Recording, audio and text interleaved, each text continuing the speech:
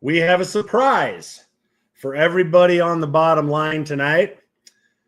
So I just figure, without further ado, we're going to kick this thing off and we're going to show you the surprise.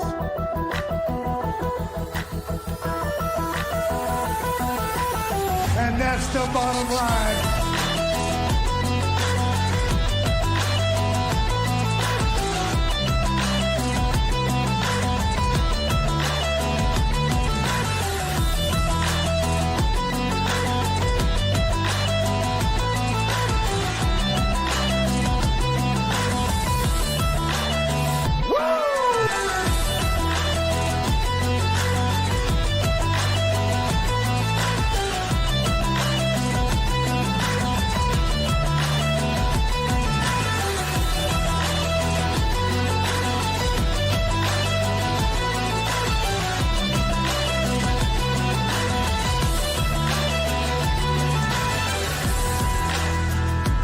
You want a war?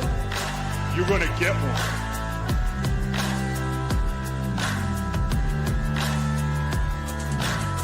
The queen will rise to the top, oh yeah.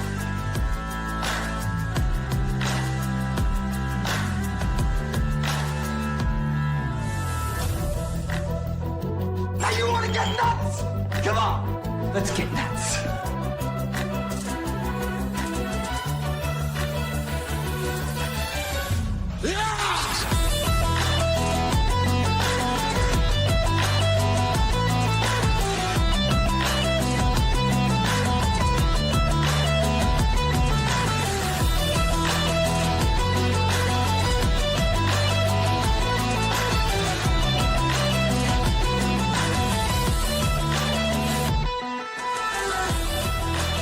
Hard work pays off. Dreams come true. Bad times don't last, but bad guys do.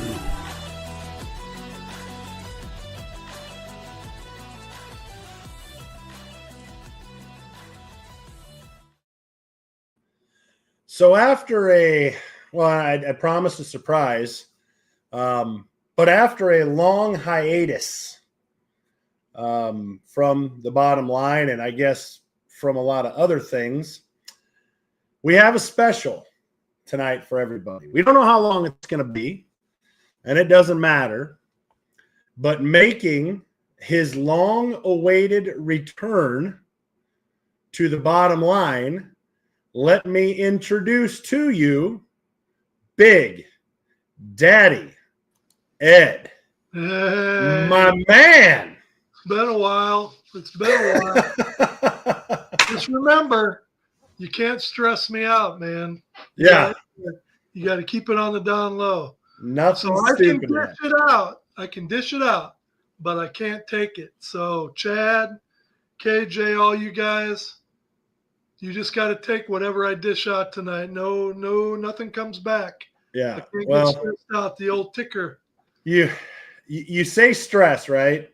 Well, I mean, there is no bigger stressor in your life, especially your bottom line life, than this guy right here.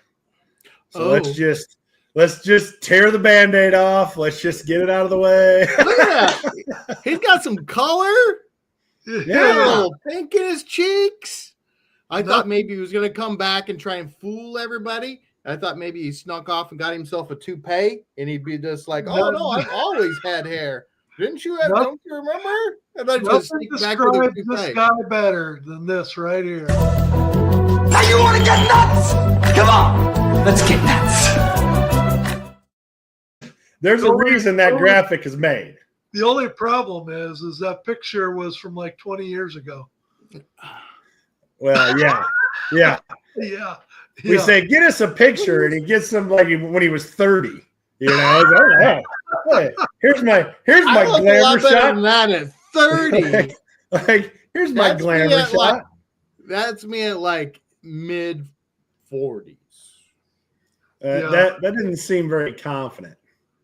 And see this comment here already. Yeah. She's already trying to skate. Yeah. No, Amanda more than responsible for all the gray you see. So it doesn't. So Chad's a pain in the ass sometimes, but nothing like my daughter. Nothing like a daughter. Nothing like Yeah. a daughter. And last but certainly not least, except for maybe I'm a little peeved at him, but we'll just leave that for another day. We better bring on KJ. I don't know why I would be peeved, KJ. Miscommunication. I mean, we'll leave it at that. We'll just call it that.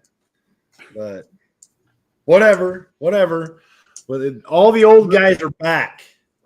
All of them. We got a full slate, man. Yeah, we definitely have a full slate. We're covering, well, we got half power rankings. Some of us are operating on a different level, right, KJ? We got Ed's NFL power rankings. We got all sorts of hot topics. I'm sure with the four of us here, it's going to be a 3-4 hour show. So stick around, right, Ed? That's right. That's right. Hey, thanks, Mike. Appreciate it. Okay. Let's just, I mean, do you want to get through Chad and I's mediocre power rankings and then end on KJ's power rankings because they're nicer? How do you want to do this, Ed?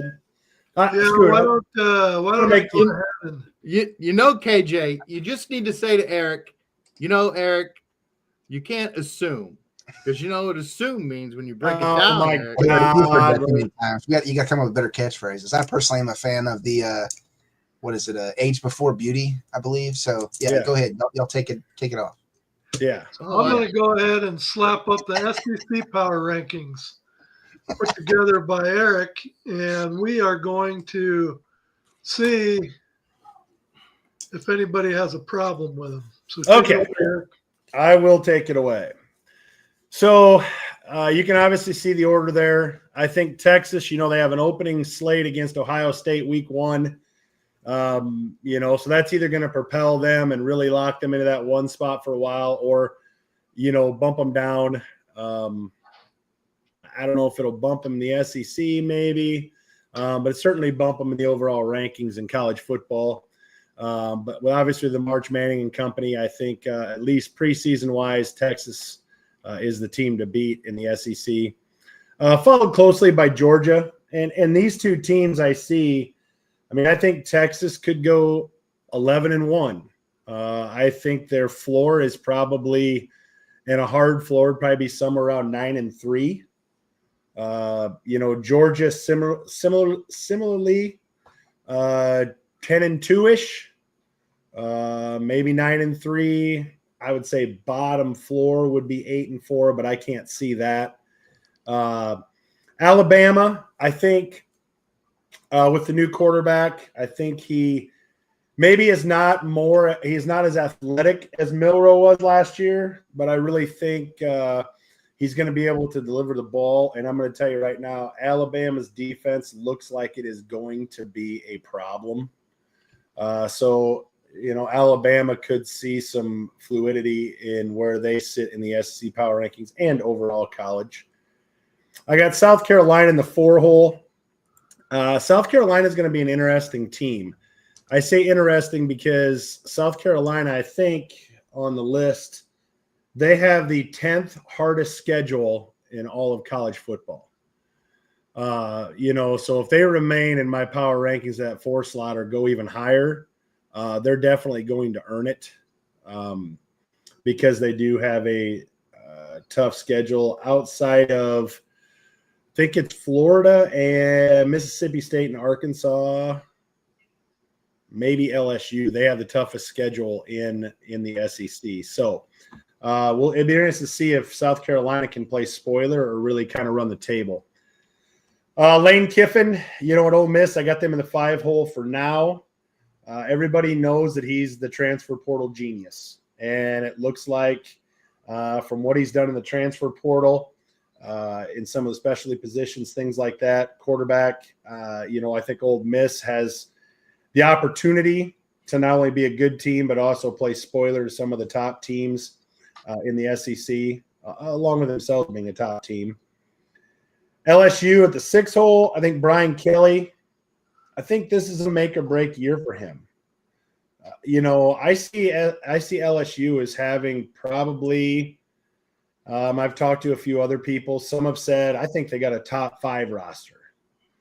I don't know if I'm willing to go that far, but I definitely think they have a top 10 roster in all of college football.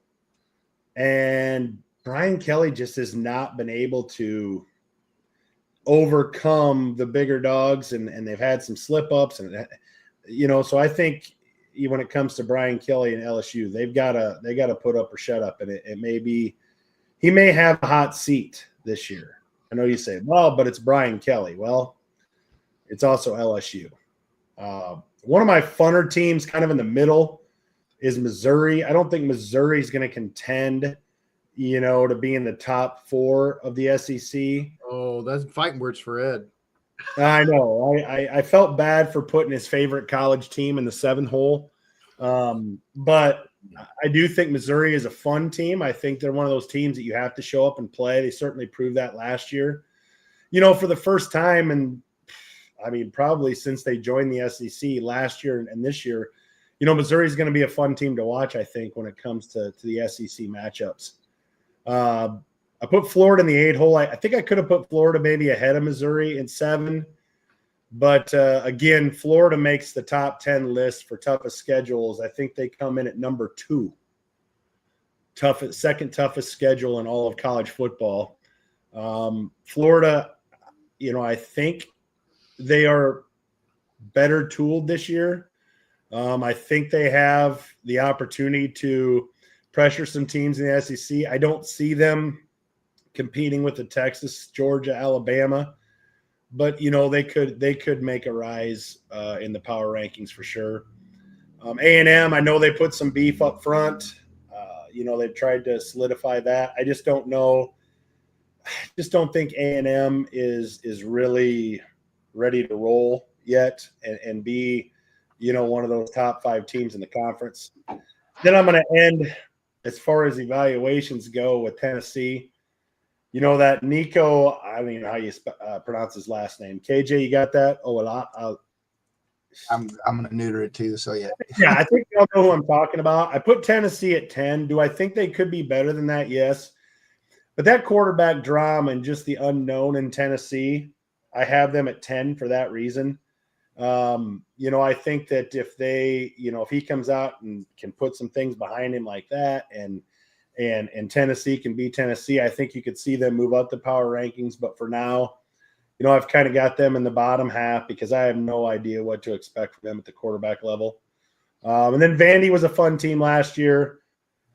Auburn, probably I would say at Auburn, Freeze, he probably has the hottest seat of all the coaches in the SEC, probably followed close behind to the number 13 team, Brent Venables in Oklahoma. Those two guys, I've heard throughout the preseason, Oklahoma has to win 8 games for Venables to keep his job. I have looked at their schedule 2 or 3 times, and at best, I can find 7. At worst, I can find 5. 7 is giving them a gift or 2. 5 is saying, yep, they're probably going to win these games. So outside of Coach Freeze, I think Venables and Freeze have the 2 hottest seats, and then followed by Brian Kelly. And then rounded off Arkansas, Kentucky, Mississippi State. Mississippi State, I think, has the 3rd toughest schedule in the country. Arkansas has the 4th toughest schedule in the country. So I just don't see where 11 through 16 are going to make much noise in the SEC other than, again, a Vanderbilt is a fun team. They could beat somebody. The whole Auburn-Alabama matchup hasn't been a matchup for a long time. And I don't foresee it that way again this year. Oklahoma, unlike Texas, has not been able to find their way in the SEC. So I guess that's just kind of where I see at least the preseason. Before we get some games, it's a little tough. But, go ahead, boys. Pick some holes in it. What did I miss? Where do you think it's – because like I said, you could take 4 and 5 and flip them around. You could take 5 and 6 and flip them around. You could take 7 and 8 and flip them around. But I added to why I had those guys where they were at. So I like your context around ranking Tennessee where you did, even though I would still, that was the first one I guess that stuck out to me. Yeah, and I agree. I think, I don't know, speaking just off the cuff, I would say for a team when you're trying to address unknowns, and while the QB position is obviously the most prominent one on the squad, you will, I think maybe putting them more in the middle would make more sense from a logistical standpoint of that being your only kind of X factor, whether that be 7 or 8. But I mean, 10's not completely disrespectful by any means based on what they accomplished last season. So, I mean, I can't really bash that too hard. Vanderbilt's a surprising one, but I mean, I was looking back at the standings and how they ended the season. I mean, you're only giving them really one step up from where they fell in the actual standings last year. So, I mean, it really isn't an obnoxious or crazy out of the ballpark score. And they were a fun team last year. Yeah, no, they were. Vandy was a fun team. You would think that could possibly improve even more so this season. So, yeah, it's those are the two I really, I guess, visually stuck out to me. But, yeah, nothing. Chad, what about you? No, I mean, preseason rankings they're just kind of fluffy and fun. It's a shot in the dark. Yeah. I tried to add some context they all change. to it. Yes. They traditionally all changed every year. Now it's even more drastic with NIL. So it is a crapshoot, but the big boys are the big boys for a reason. And so far, Texas, Georgia, Bama have not lost their ability to recruit and bring people in. The same can't be said for the other big boys, LSU and Florida. They've seemed to have not been able to rise to the occasion and bring in the talent. So even when they have, I'm telling you, I think LSU has at least a top 10 roster in all of college football. But yet I still have them at 6. I think, but we discussed this a lot last year. I think college football, the head coach is so important for so many reasons. I mean, play calling is generally way down the list of reasons. Their charisma, to be able to lead the program, inspire kids, to persuade kids and bring them in. I mean, that is the number one prerequisite for a coach. And I just think Brian Kelly falls short. He's not be able to rein these guys in and get them all facing one direction and playing together for whatever reason. I mean, he had a couple of seasons at Notre Dame and he realized, I got to get out of here. It's too hard to recruit. I'm going to go someplace where it's easier to recruit in the SEC, where they have to spell their name with proper letters and have them facing the correct direction, and they can get in. Right. Okay. Right. And he still can't do it. I know. Can you imagine the SEC, when the SEC conference invited teams to join, did you ever think that the SEC thought that Oklahoma would be bottom dwellers wallowing around year to year to year? I mean, they had to think that Oklahoma was going to come in and make some noise, and they've done nothing.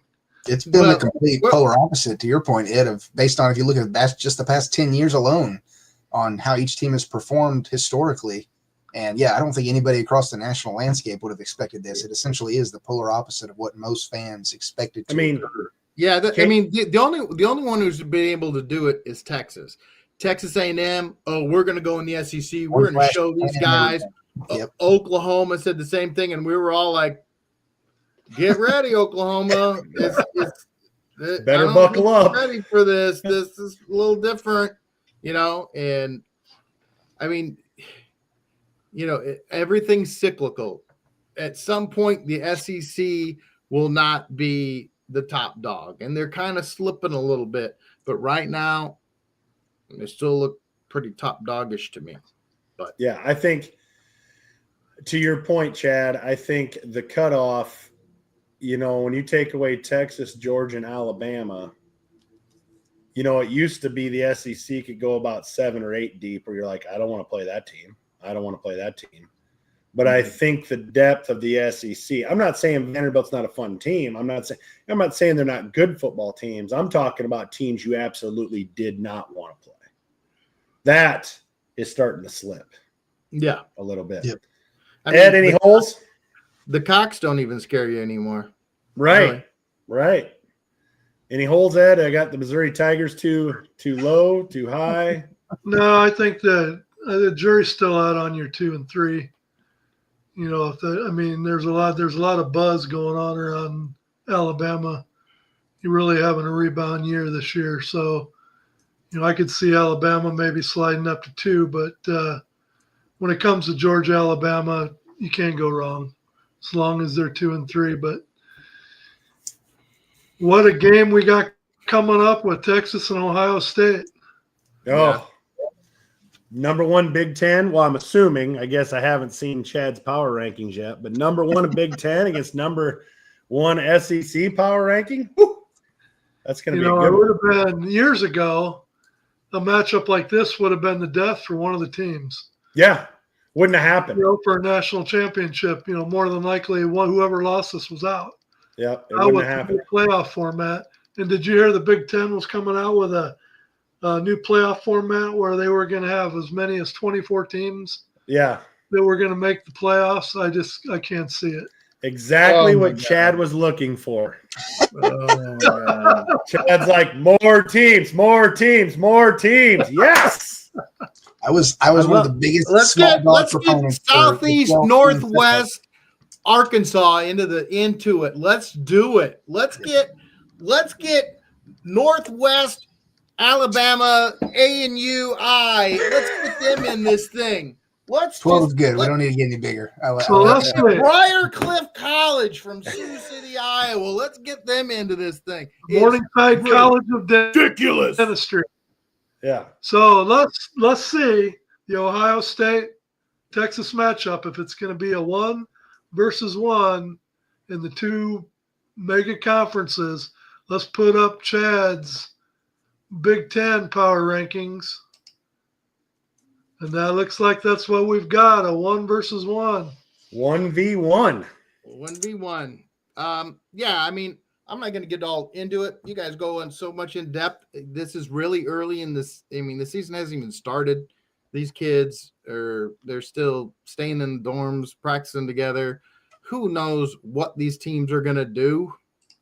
But the top dogs, like I said in the SEC, are the top dogs. Ohio State, Penn State, Oregon. We'll see if Michigan can get back on track. I mean, the talent that they have, can the coach pull it together? Do they have a quarterback who can do more than run the ball and turn the ball over? I mean, Illinois was a surprise team last year. They played pretty strong in Indiana. My Hoosiers, who I had picked early, going all the way. So I mean, we'll see. We'll see. I mean, you got the chickens down there at 7, the Chicken Hawks. I mean, they could do something. They have an all-world quarterback this year. They pulled in a transfer because they get all-world quarterbacks every year. All you have to do is ask an Iowa fan, and they will tell you. You don't even generally have to ask them. You just say, "Oh, you're a Hawkeye fan," because they always have a Hawkeye shirt on, always, or a Hawkeye hat, or a Hawkeye sweatshirt, because they can't leave the house without it on. Okay. And so they'll just tell you that they have the newest, greatest quarterback of all time. As opposed to Nebraska, who still drives around pulling equipment trailers that has national championships from the 70s on the side. And it's like, yeah, you know what national championships Iowa has on the side of their trailer? None. They have fucking none. Zero.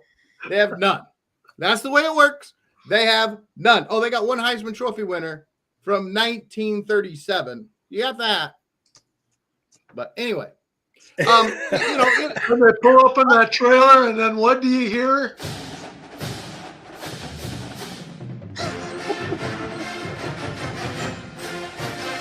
Well, there it is. 1976. 71 or 72. Don't you ever forget. 71, 72, 95.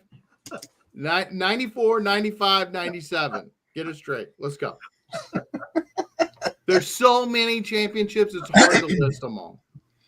He's got a pillow in his had- bedroom that he falls asleep to every night with those numbers on it too.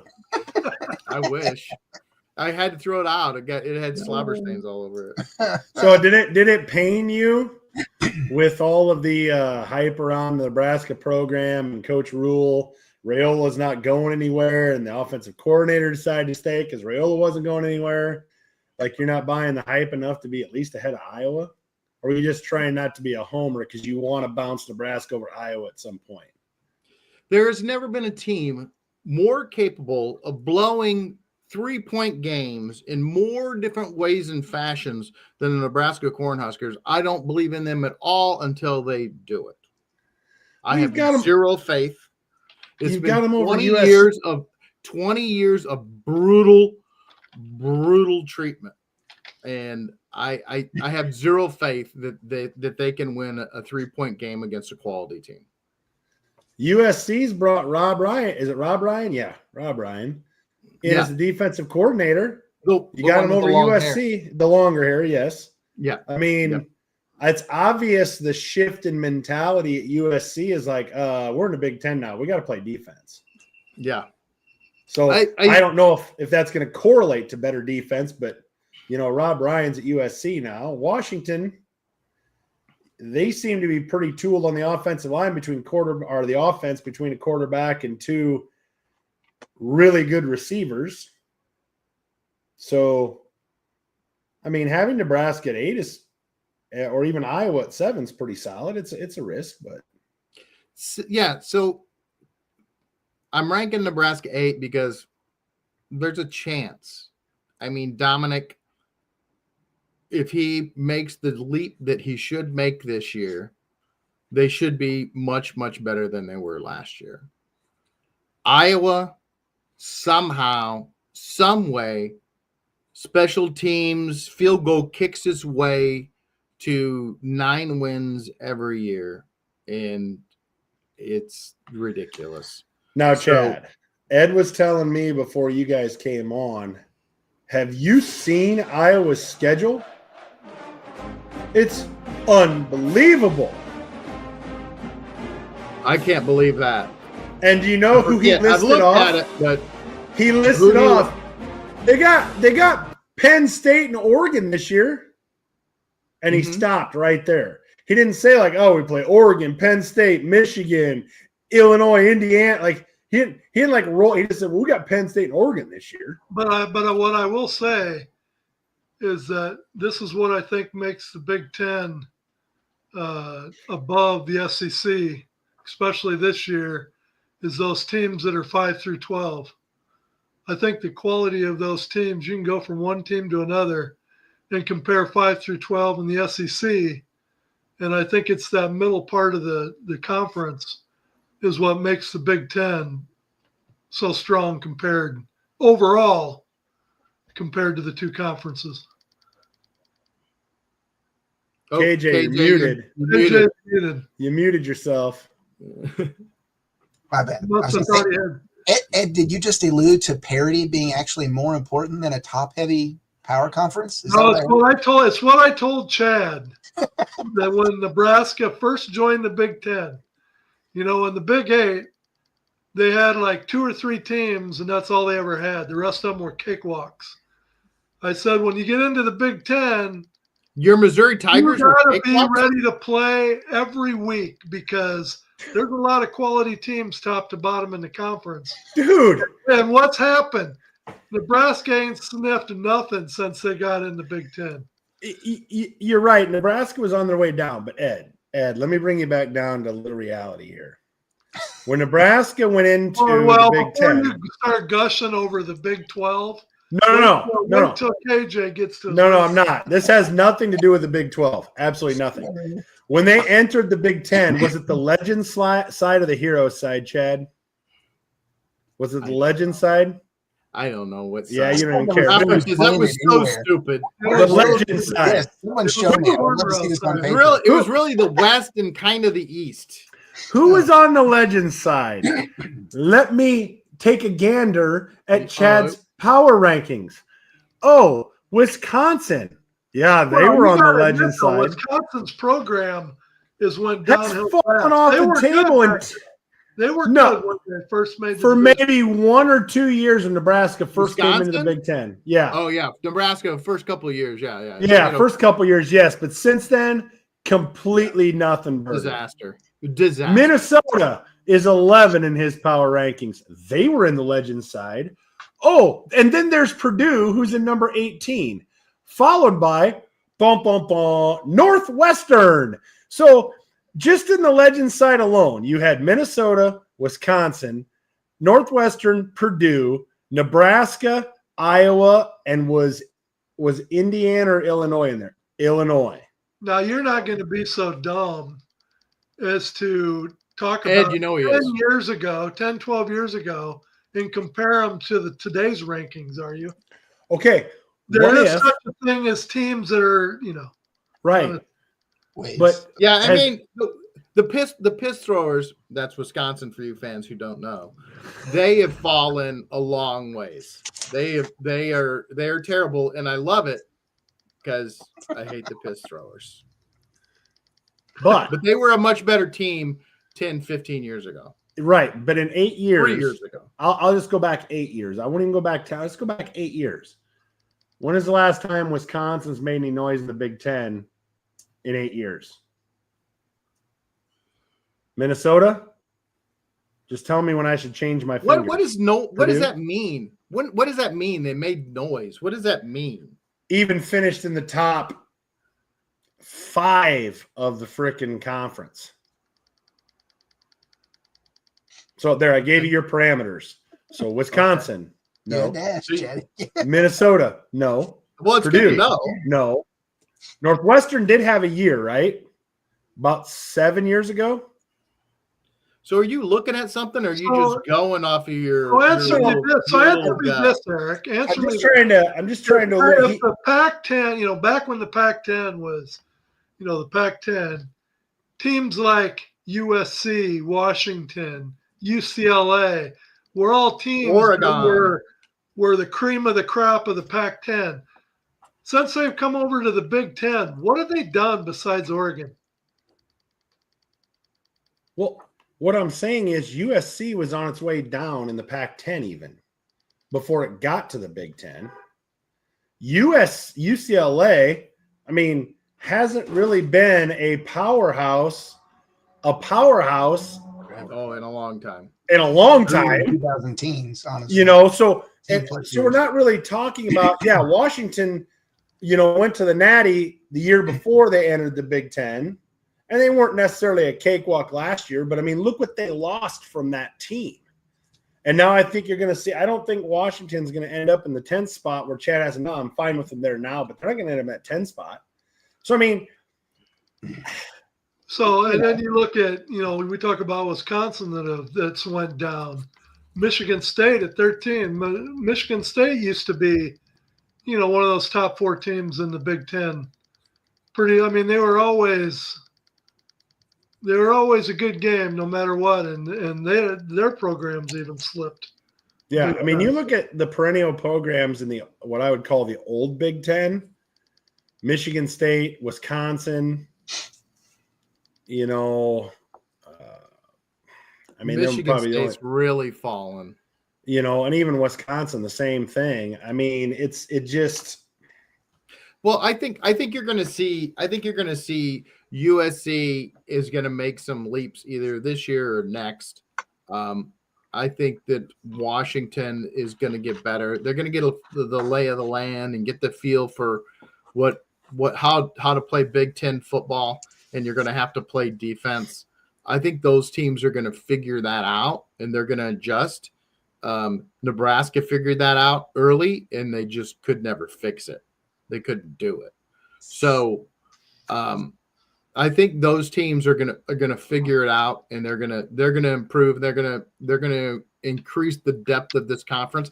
The thing we need to do with college football, besides not let it go to 2014 playoff, by the way, is we got to get rid of all these garbage games at the beginning of the year. I mean, University of Albany, UMass. I mean, come on, let's not play these games. And that goes. I'm not just picking on Iowa. That's every team has those ridiculous games that they have to play at the beginning of the year, and it's bad. And like I said last year, it's bad for those programs because that's huge paydays for those programs that pay for their program, pay for other sports in that program.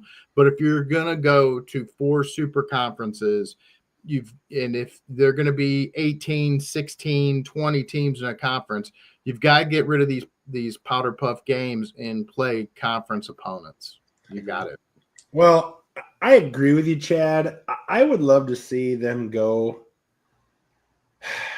kind of like, not like the NFL does, because, but I mean, let's face it, the NCAA is trending more toward the NFL model than anything. And that's clear with the Texas-Ohio State kicking basically the season off, aside from the game in Ireland. But I still think that before you get into conference season, I think they treat these games with, like I said, Albany with Iowa and, USD and Iowa State. And you can go back through all these teams that have these games. They're kind of get-right games. They're kind of, work on things games. They've always been kind of looked at like that. The unfortunate part was when you were an SEC team, you had like 5 of those games. Even Nick Saban complained about it. None of our students show up unless we're playing Auburn or unless we're – well, yeah, nobody wants to sit there and watch Alabama drop 66 on the Citadel. And also, you're not playing the Citadel in week 2. You're playing the Citadel in like week 10. Yeah. So I mean, I'm with you. I would much rather see, like this is what I would like to see. You have the 4 major conferences. I would like for a 2-year stint for the Big 12 to be matched up with the Big 10 and the SEC and ACC. And then in 2 years, roll it to the Big 10, SEC, ACC, Big 12, and the Big 12, SEC, Big 10, ACC, and have to have at least 2 games that you play against that other conference, because then that gives you an idea. I mean, we can sit here and throw out all sorts of what ifs and if this team was that, whatever. But if you actually had those things to go off of, I think those would be great matchups. And they would be well attended, to your point. And they'd be well attended. If you had like last year, okay, however they finished last year. So Arizona, let's say the SEC and the Big 12 are matched up. So then you would have Arizona State would play Georgia. And you would have Iowa State and Texas. You just match them up, or you could cross them. I don't care how you want to do it, but you'd have bigger games against the top. And then if the 2 SEC teams blow up the 2 top Big 12 teams, I mean, hey, whatever. But if an Arizona State beats Georgia or an ISU beats Texas, and then vice versa, with the ACC and Big 10 or Big 10 and whatever, you can start to see, I think you might start to see a little more parity or at least recognize more dominance than just saying, clearly they're better. This year, I would say clearly the Big Ten's better. But I don't really have nothing to go off of other than I feel like it's better this year, top to bottom. Well, I'd like to take a step back and address your thing about the easy games, and that is you can solve that. The NFL is constantly stealing from college and the UFL and everything else. College would be a good thing to steal from the NFL would be inter-squad scrimmages. Bring in USC and have them scrimmage at LSU for a week and get some interplay so you have something of a preseason. Yeah. So you you don't necessarily do it with conference opponents, because why would you do that? Well, Sanders tried to do that. You don't That's even true. try and He was a big Who did? verbal proponent of that. He brought it up at Big 12 Media Days, even, I think, reiterated that point, that he stressed that that's something that the entire college landscape should embrace and bring into the scheduling structure and fabric of the season. Yeah. Yeah, and get rid of these ridiculous preseason games. I mean, because the colleges, then the universities, the conferences, are they going to be able to demand more money from the TV? The TV is going to be able to demand more money from the advertisers. So it's a win-win for everybody, and then we get good, exciting, fun games instead of Alabama against the Citadel or Nebraska against, Hayward School for Wayward Blind Girls. Right. Well, if you think about it, if you had a preseason game, let's say Iowa State and USC, or Iowa and Clemson, how many people are going to watch that on TV if they don't go to the games? A lot. Yep. Like I was just seeing the numbers for the Bears-Bills game for the preseason. That was the largest viewed preseason game of the year. And it wasn't even close. And that's a preseason game. You know what I'm saying? Like, why is college missing out? They're moving everything to pay for play and all. I mean, they're moving to the NFL type structure anyway. So why don't they do those types of things? I think the UHOU game and back in 15 or 16, we nearly sold out NRG, and we're getting ready to play the Tigers just next year. They've already got it scheduled for NRG as well. I don't know how many, to your point, Eric, like whether they play at each other's stadiums or not in a back and forth cycling or not. The neutral site thing is equally, I think, feasible as well and can bring in a lot of attendance. What do you think, Ed? Is it right? Wrong? I think in essence of time, we got to move on to the Big 12. Oh, he's back. He wants to make sure. As a side note, Ed, I will expect Iowa State and University of Houston's fight songs in next week's episode. Just going to throw that out. He does have Iowa State. Well, Man. I don't know if it was Iowa or Nebraska who was playing earlier. So let's get the Big 12 up here. I got it. There it is. Got it.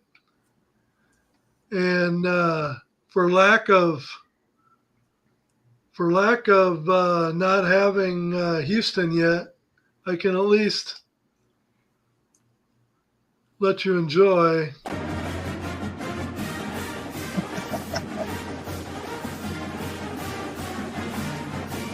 I mean, they're number 3, so they at least got to get a little bit of time, right? Oh, there you go. Okay, go ahead. Go ahead, KJ. Mine's probably the one that's going to shake up most people. I will tangibly or transparently admit my logic was a little, I guess, maybe Eric and Chad will say backwards. I looked at, I guess, strength of schedule in the opposite fashion.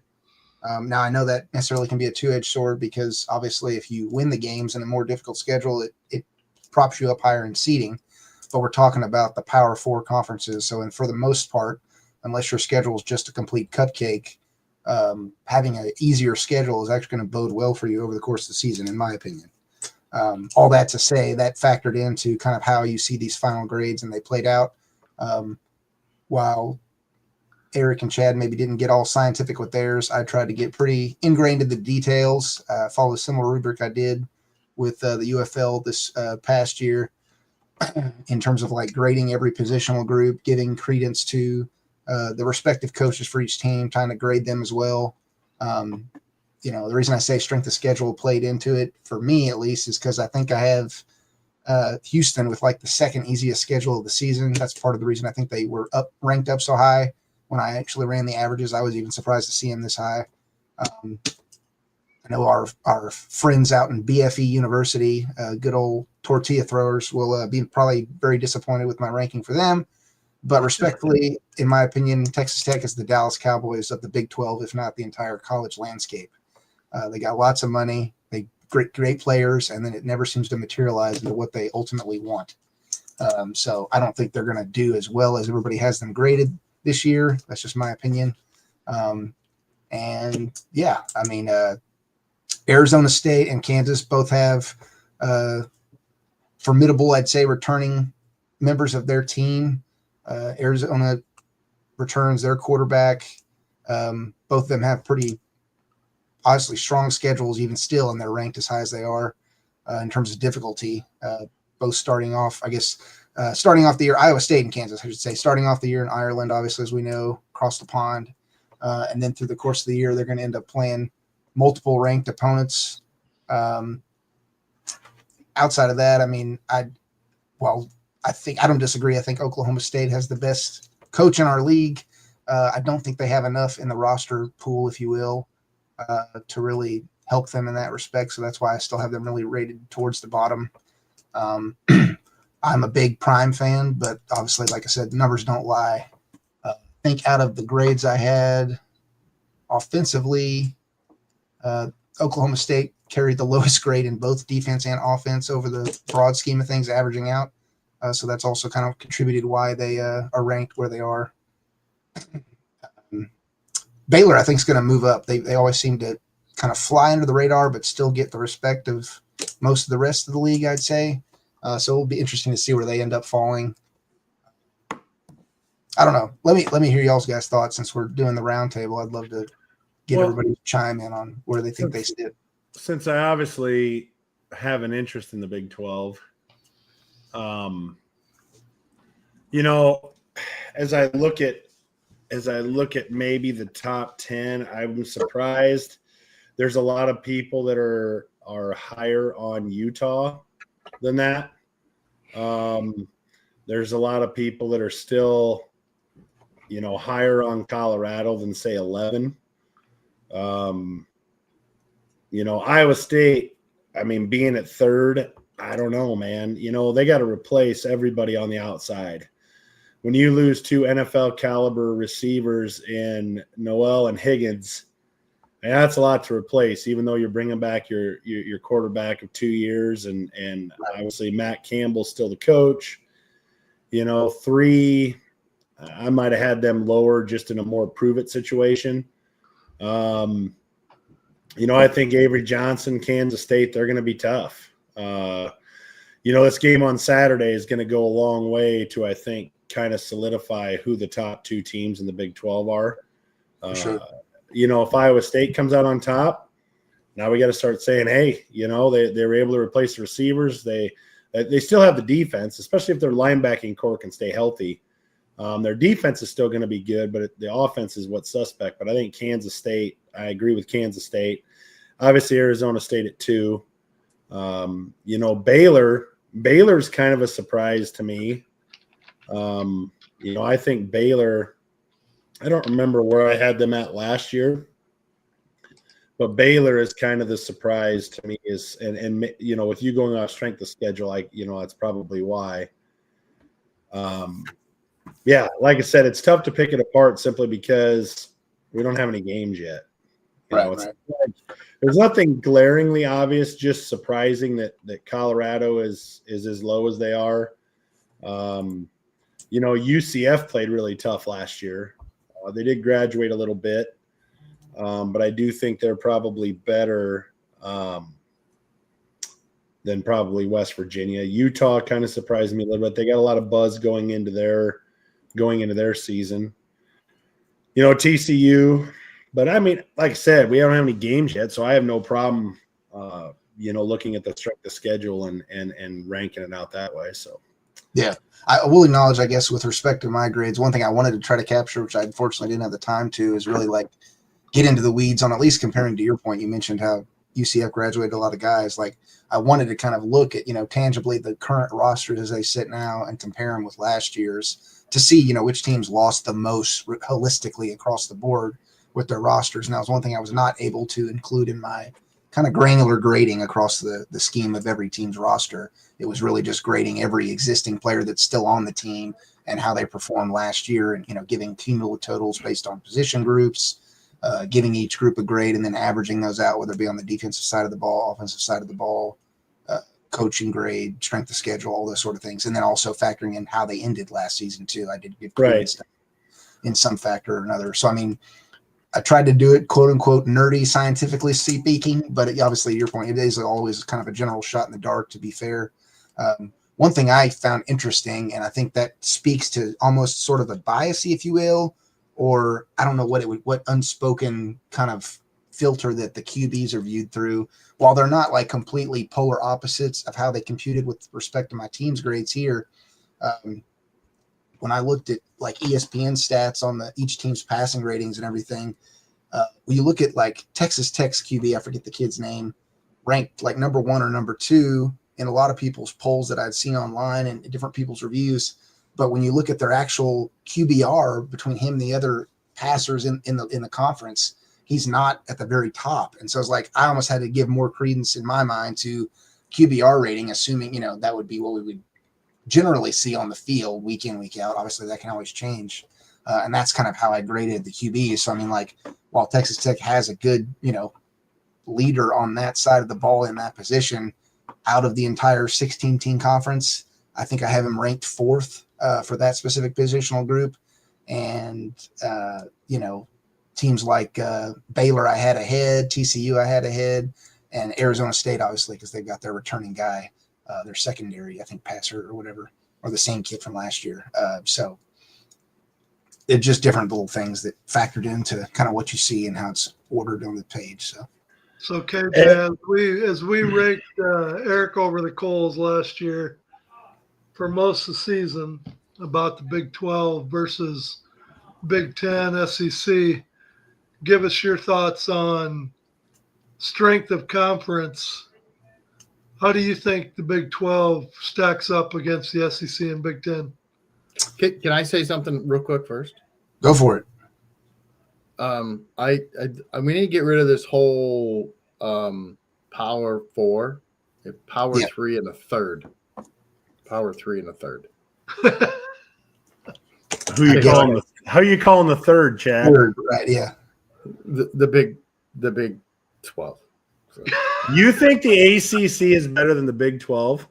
Yeah, I think you need to go rewatch Penn State versus SMU, my friend. Just respectfully speaking. I'm just saying. I'm just you think so you're saying it should be. So you're saying it should be the power 2 and 2/3. Is that what you're trying to say? No, I think as Ed already alluded to, and I think Eric's in the same general mindset, and this will become more profoundly true as the years go by over the next, you could say, half a decade. Honestly, that fast, I think it'll materialize. Is that finally, because we have a larger playoff pool, you will understand that while top heavy may look good in the flashy sense, and that's how it has always been honored in the past. And I think obviously to the few examples we have of like your TCU and Cincinnati of old sneaking in and getting totally thromped on, there was justification for a lot of teams, still not needing to be in and didn't deserve to be in when you finally gave them the chance. I think that's going to change over the short near future, and you will start to recognize the reality, the true reality, when you look at everything without a pair of rose-colored glasses. Parity actually does contribute greater strength to your overall conference than having one juggernaut and a bunch of freeloaders. Excuse my French. So you think that in 5 or even 10 years that there will still be 4 main conferences? I'm not saying that, but what I'm saying is that I guess even more so, I would say that if you're already the juggernauts, Chad, why do you need to add more teams? Well, here's I rest my case. So that's my point. What I'm saying is you could be right. So this could lead to more parity. I don't know how it's the expanded playoff format. I'm not sure how that's going to happen, how that's going to make parity. What made parity was when they went from 108 scholarships down to 88. That's what made parity. That's what made Boise State.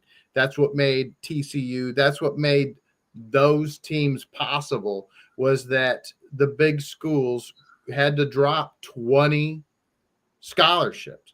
So all those kids had to go play someplace else. That was the big mover. That was the big mover for parity. I'm not sure how NIL and the transfer portal. I It's thought we gonna touched on bring this more last parity. week with the NIL stuff. Is like, and I'll concede that maybe in the long run, decade plus, this won't necessarily be a consistent truth. But I think in the short interim, we even touched on this in the past. Like, how many millionaires do we think live in Tuscaloosa, Alabama versus Dallas, Texas, or Houston, Texas, like that type of thing, and getting people to actually pour in their finances in their respective schools. Until we have a regulated system, which I'm not saying we shouldn't have, but we don't, I think that will aid in the general sense of parity that you see, because you're going to have schools that previously, even though they've made miniature efforts to make things more fair, whatever the heck that actually means in the grand scheme of things, I think that added funding will give the boost that these other schools that never got a birthright into the playoff window or competitive consideration, they'll now have, because they can grab players they never could have got in the past. I don't know. That's just my process. I think it boils down to this, and we'll have to end with this so we can keep it moving. But the introduction into the NIL era is about 6 years old now. Not even. Well, that. moving. Well, Caleb Williams, 5 years going into its 6th year, because Caleb Williams' second year, he was a freshman when it started. Those teams, the Ohio States, the Georgias, the Alabamas, those teams had a leg up at the start. They did. And then Chad mentioned the cutting the scholarships back to 88, and those players shifting. The transfer portal making a huge difference. It's going to take some time for other teams that maybe weren't in the mix or maybe were in the mix in the past, whatever it is, to catch up. But I think the amount of parity, I think college football needs parity just as much as anybody. Agree. They do. Because you look at the NFL. Does the NFL have parity?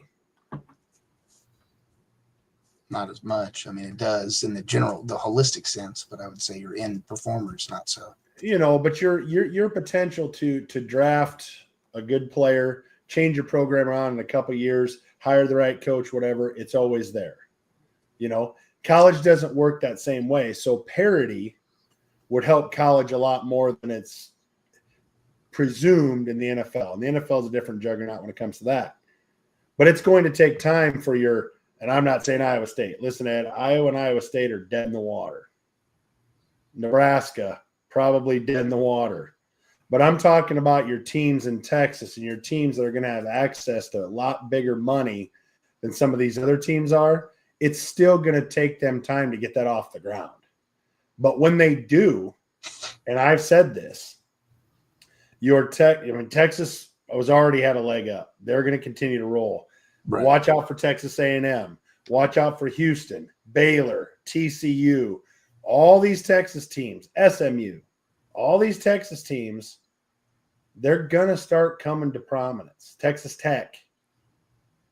And just like 10 years ago where it was the SEC and everybody else, we're already seeing a transition with this where it's like the Big Ten, I feel, has crept over the SEC, at least as a whole. Well, the big schools of the Big Ten are going to always be prominent because just the sheer size, the amount of students that they graduate every year. Right. I mean, Ohio State, the Michigans, they got endless cash coming in from alumni all the time. So they're always going to be a big piece of the puzzle. But I think that needs to end the rankings part of the segment. There was one college, we can hit on more than one, but there's one college hot topic that I want to hit on. And it to me, it's ridiculous. And I'll just go ahead and put it up.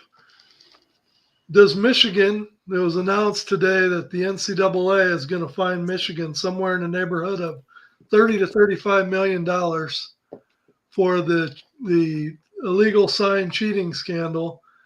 And they upped the head coach suspension from 2 games to 3 games. To me, the whole thing is a joke. And when you want to talk about the integrity of the game, hell, I can remember back when I played Little League Baseball.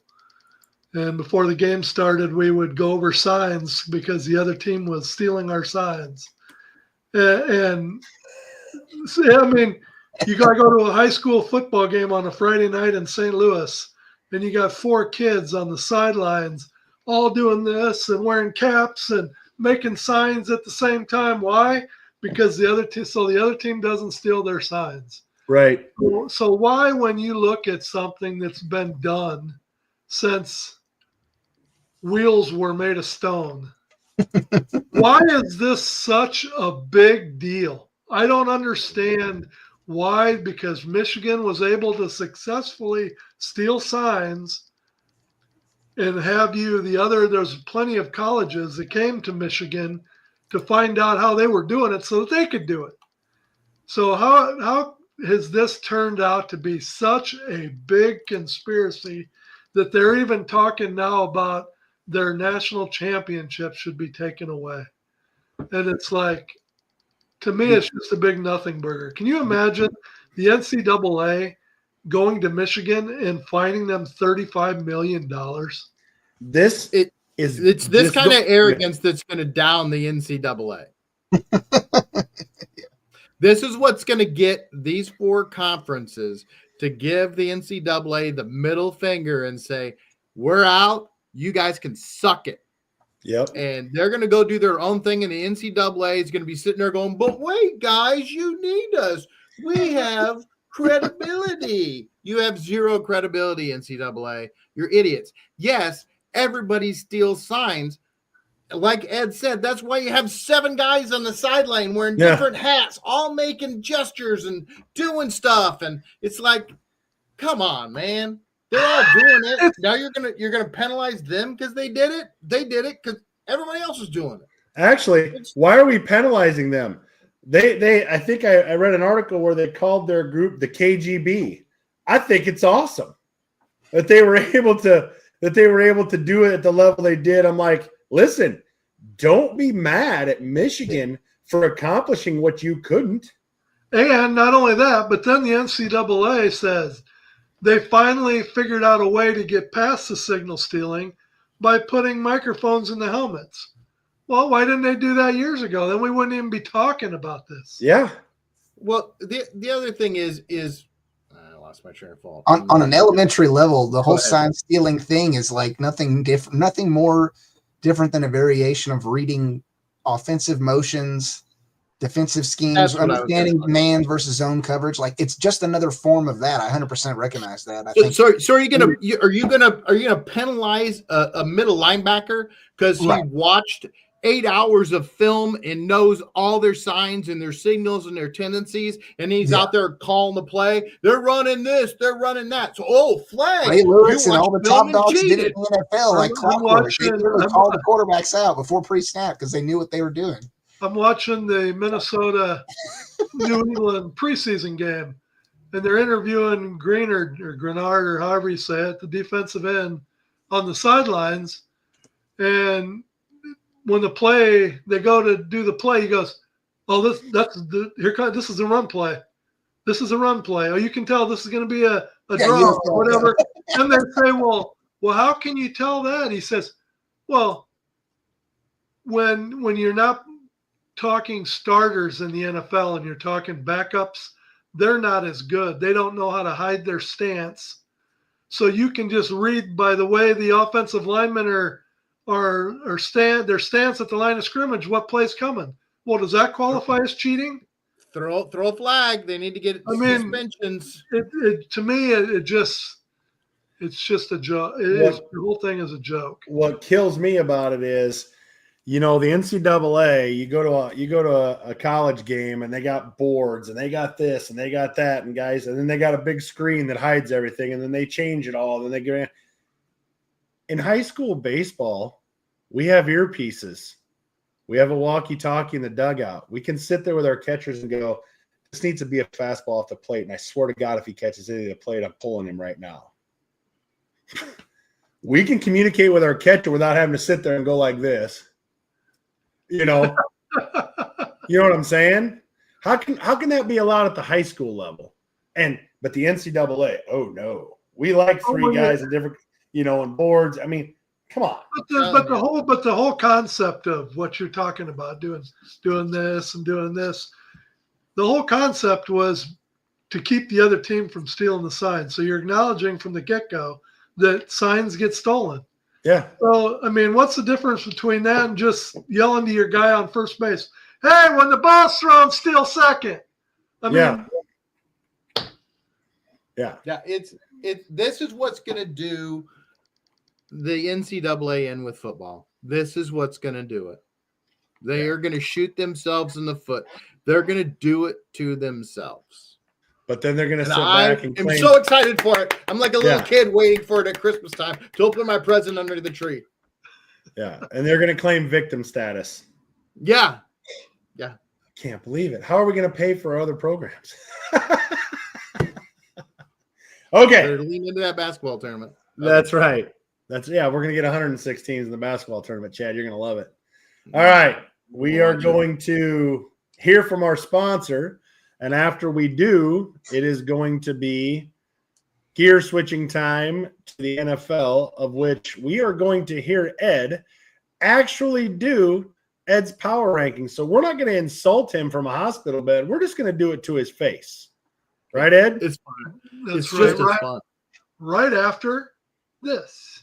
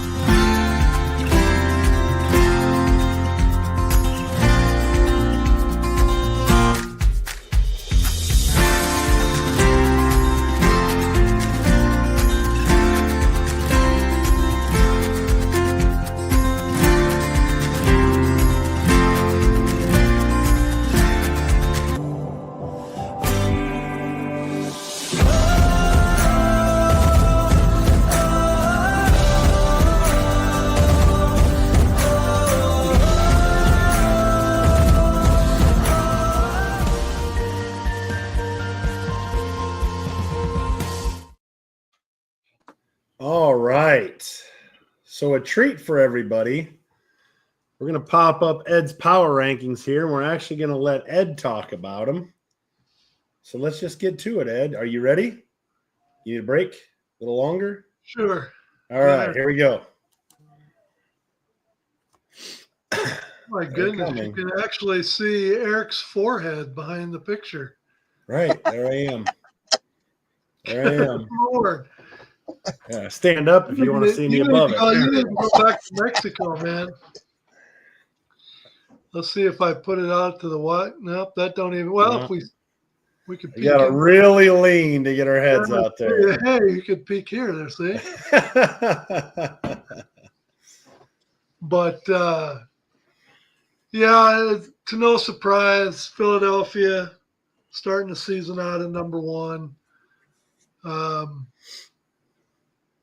Buffalo, Baltimore.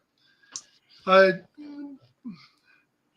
have Buffalo. I have Baltimore number 3. I almost feel like I have them too high, just because every year it never fails. They have a fantastic regular season and crap it down their legs when the playoffs get here. So to have them that high to begin with, if you're talking about power rankings being the strength of the team at the, all the way through the season to the end of the season, Baltimore is probably one of those teams that's going to give you a big letdown. Detroit 4, originally I had Kansas City. I got them down at 6. Although the more I've looked at their team, they do have they're going to have a pretty stout defense. They got their wide receiving core back from all the injuries and all the issues that they had there. So Kansas City is going to be they're going to be right there with Buffalo and Baltimore. So again, this is a way too early power ranking. The Lions at 4. Say what you want about Dan Campbell, I can go on and on about his coaching philosophy, but he basically lost his whole coaching staff in the offseason. I guess we're going to find out how important a coaching staff is because they're going to have a number one schedule to play.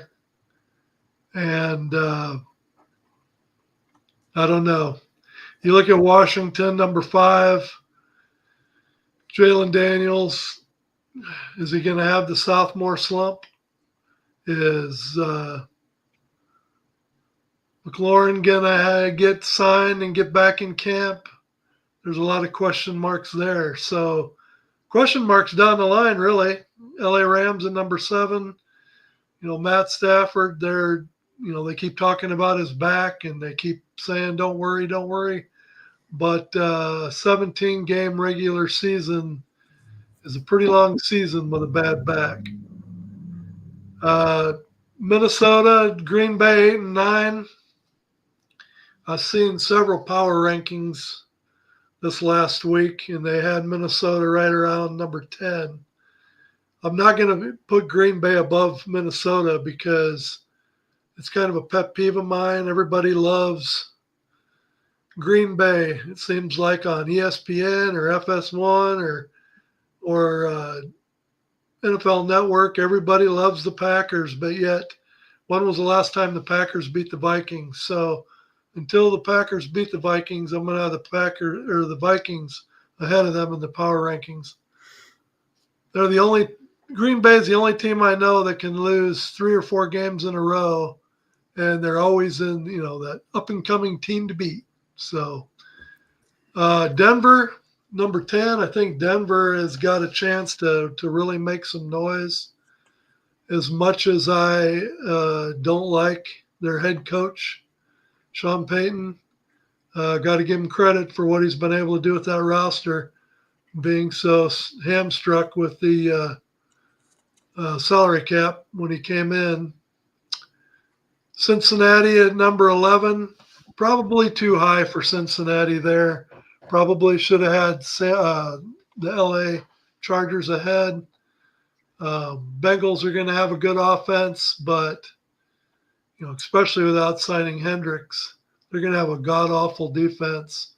And you can have a great offense, but that doesn't mean that the team they're playing in any given week isn't going to be able to slow them down. And I don't think the same can be said for their defense. Then you go on through the rest of the way. I had New England make a big leap from 24 up to 17. I think that they did a good, solid job of drafting, and I think they're putting a pretty good roster together. So I think their new coach is going to have them playing a lot better. When you talk about Houston, Tampa Bay, Pittsburgh, San Francisco, you could really put those 4 in a bag and mix them up and pull them out, and you wouldn't be wrong no matter where you put them. I'm just not sold on San Francisco like you see a lot of other power rankings has San Francisco a lot higher. They just can't seem to stay healthy. They don't have Debo. Ayuk is still not going to be ready to go when the season starts. The running back position, not only is their lead running back another year older, but he can't seem to stay healthy. And the backup running back who made noise towards the end of last season for San Francisco was signed by Minnesota. So I guess we'll see Brock Purdy, what he's able to do with an offense that's not going to be as stout as what he's had the last couple of years. The next group of teams, I've seen Seattle.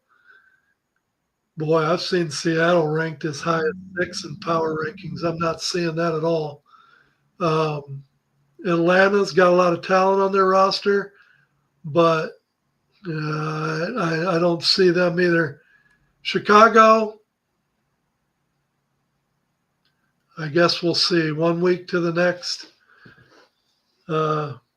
they keep talking about quarterback play. They're talking positive one week. The next week they're worried.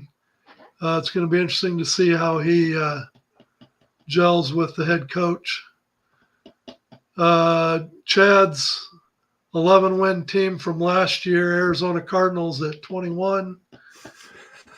See if he's still as high on them as he was in the past. Indy at number 23. I think if Indy could ever solve their quarterback problem, Indy could be a real solid team.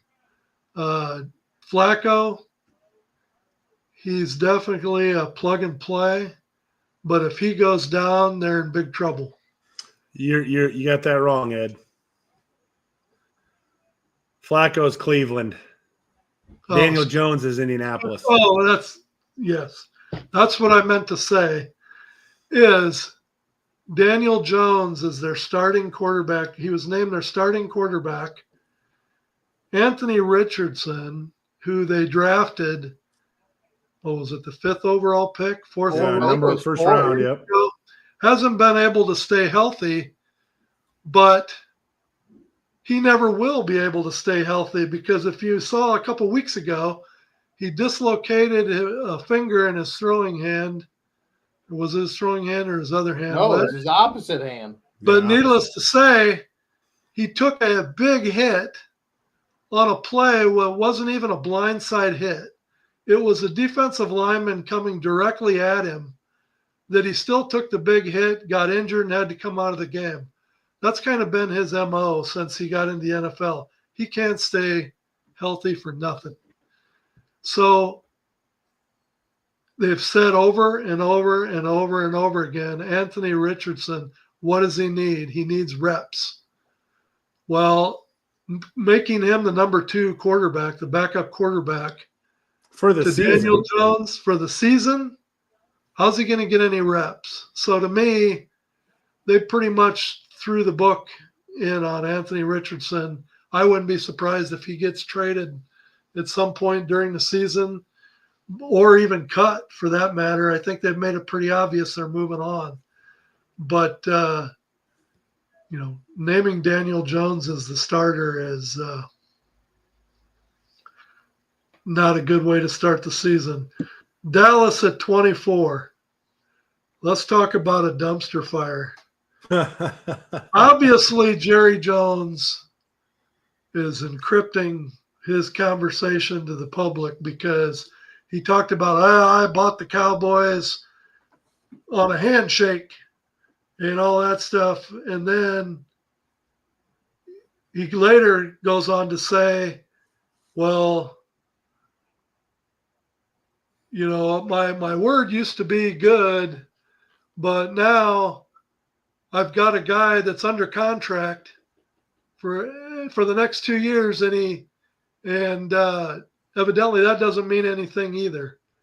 So to me, it's obvious that when he made the reference to buying the Cowboys on a handshake, I think he was also alluding to the fact that he had a conversation with Michael Parsons during the offseason, and he thought he had a deal in place, an agreement from Micah on what it was going to take to get the deal done. And when Micah talked to his agent, they decided on another number. And I think Micah went to Jones and gave him that new number. And it pissed Jerry off to the point where I just don't see it happening. And, Jerry Jones holds all the cards on Micah. He can make him play out as this year for $24 million. He has to at some point come back to the team if he wants the season to count towards free agency. But then the Cowboys also have, the fact that they can. Oh shit! I just went blank. What's the word I'm looking for? They can name him. What's that? Him.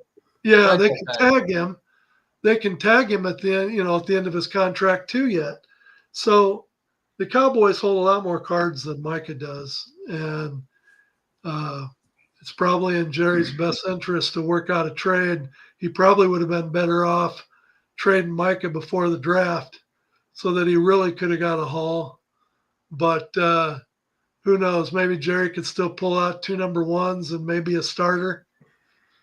The rest of the teams, you got the Raiders. They talk about the Raiders maybe being that surprise team this year. They talk about the Raiders being that surprise team every year. And every year they end up with 7 wins pretty much for the season, and that's it. The Jets, Chad's favorite player, Justin Fields, they're already starting the grumblings in New York that Justin Fields isn't going to get the job done for the Jets. 2 teams that you might want to look out for that maybe you're going to do a little better than expected is Carolina and New York Giants. They seem to be playing a little bit better, especially in this preseason. Number 31, Tennessee. What's your guys' thought on Cam Ward? What do you think is a realistic season for Tennessee with him at the helm that you would see at the end of the season? We can live with that. That was a successful season. What do you think their record needs to be? I think. What are you hearing, Ken? What are you hearing in Tennessee? What are they saying? I don't follow the traders. But, I know you're not a Tennessee fan, but I mean you live there, so you got to hear it all the time. It's got to be everywhere. It's really not. That's a sad part. He doesn't get a lot of airtime, at least through the circles. I'm probably not in the right circles to be fully transparent. But I mean, I think he's done well enough so far in the preseason. He hasn't been a total bust. He hasn't, shown any glaring inconsistencies, I feel like. But I mean, we are still talking about the Titans as a whole.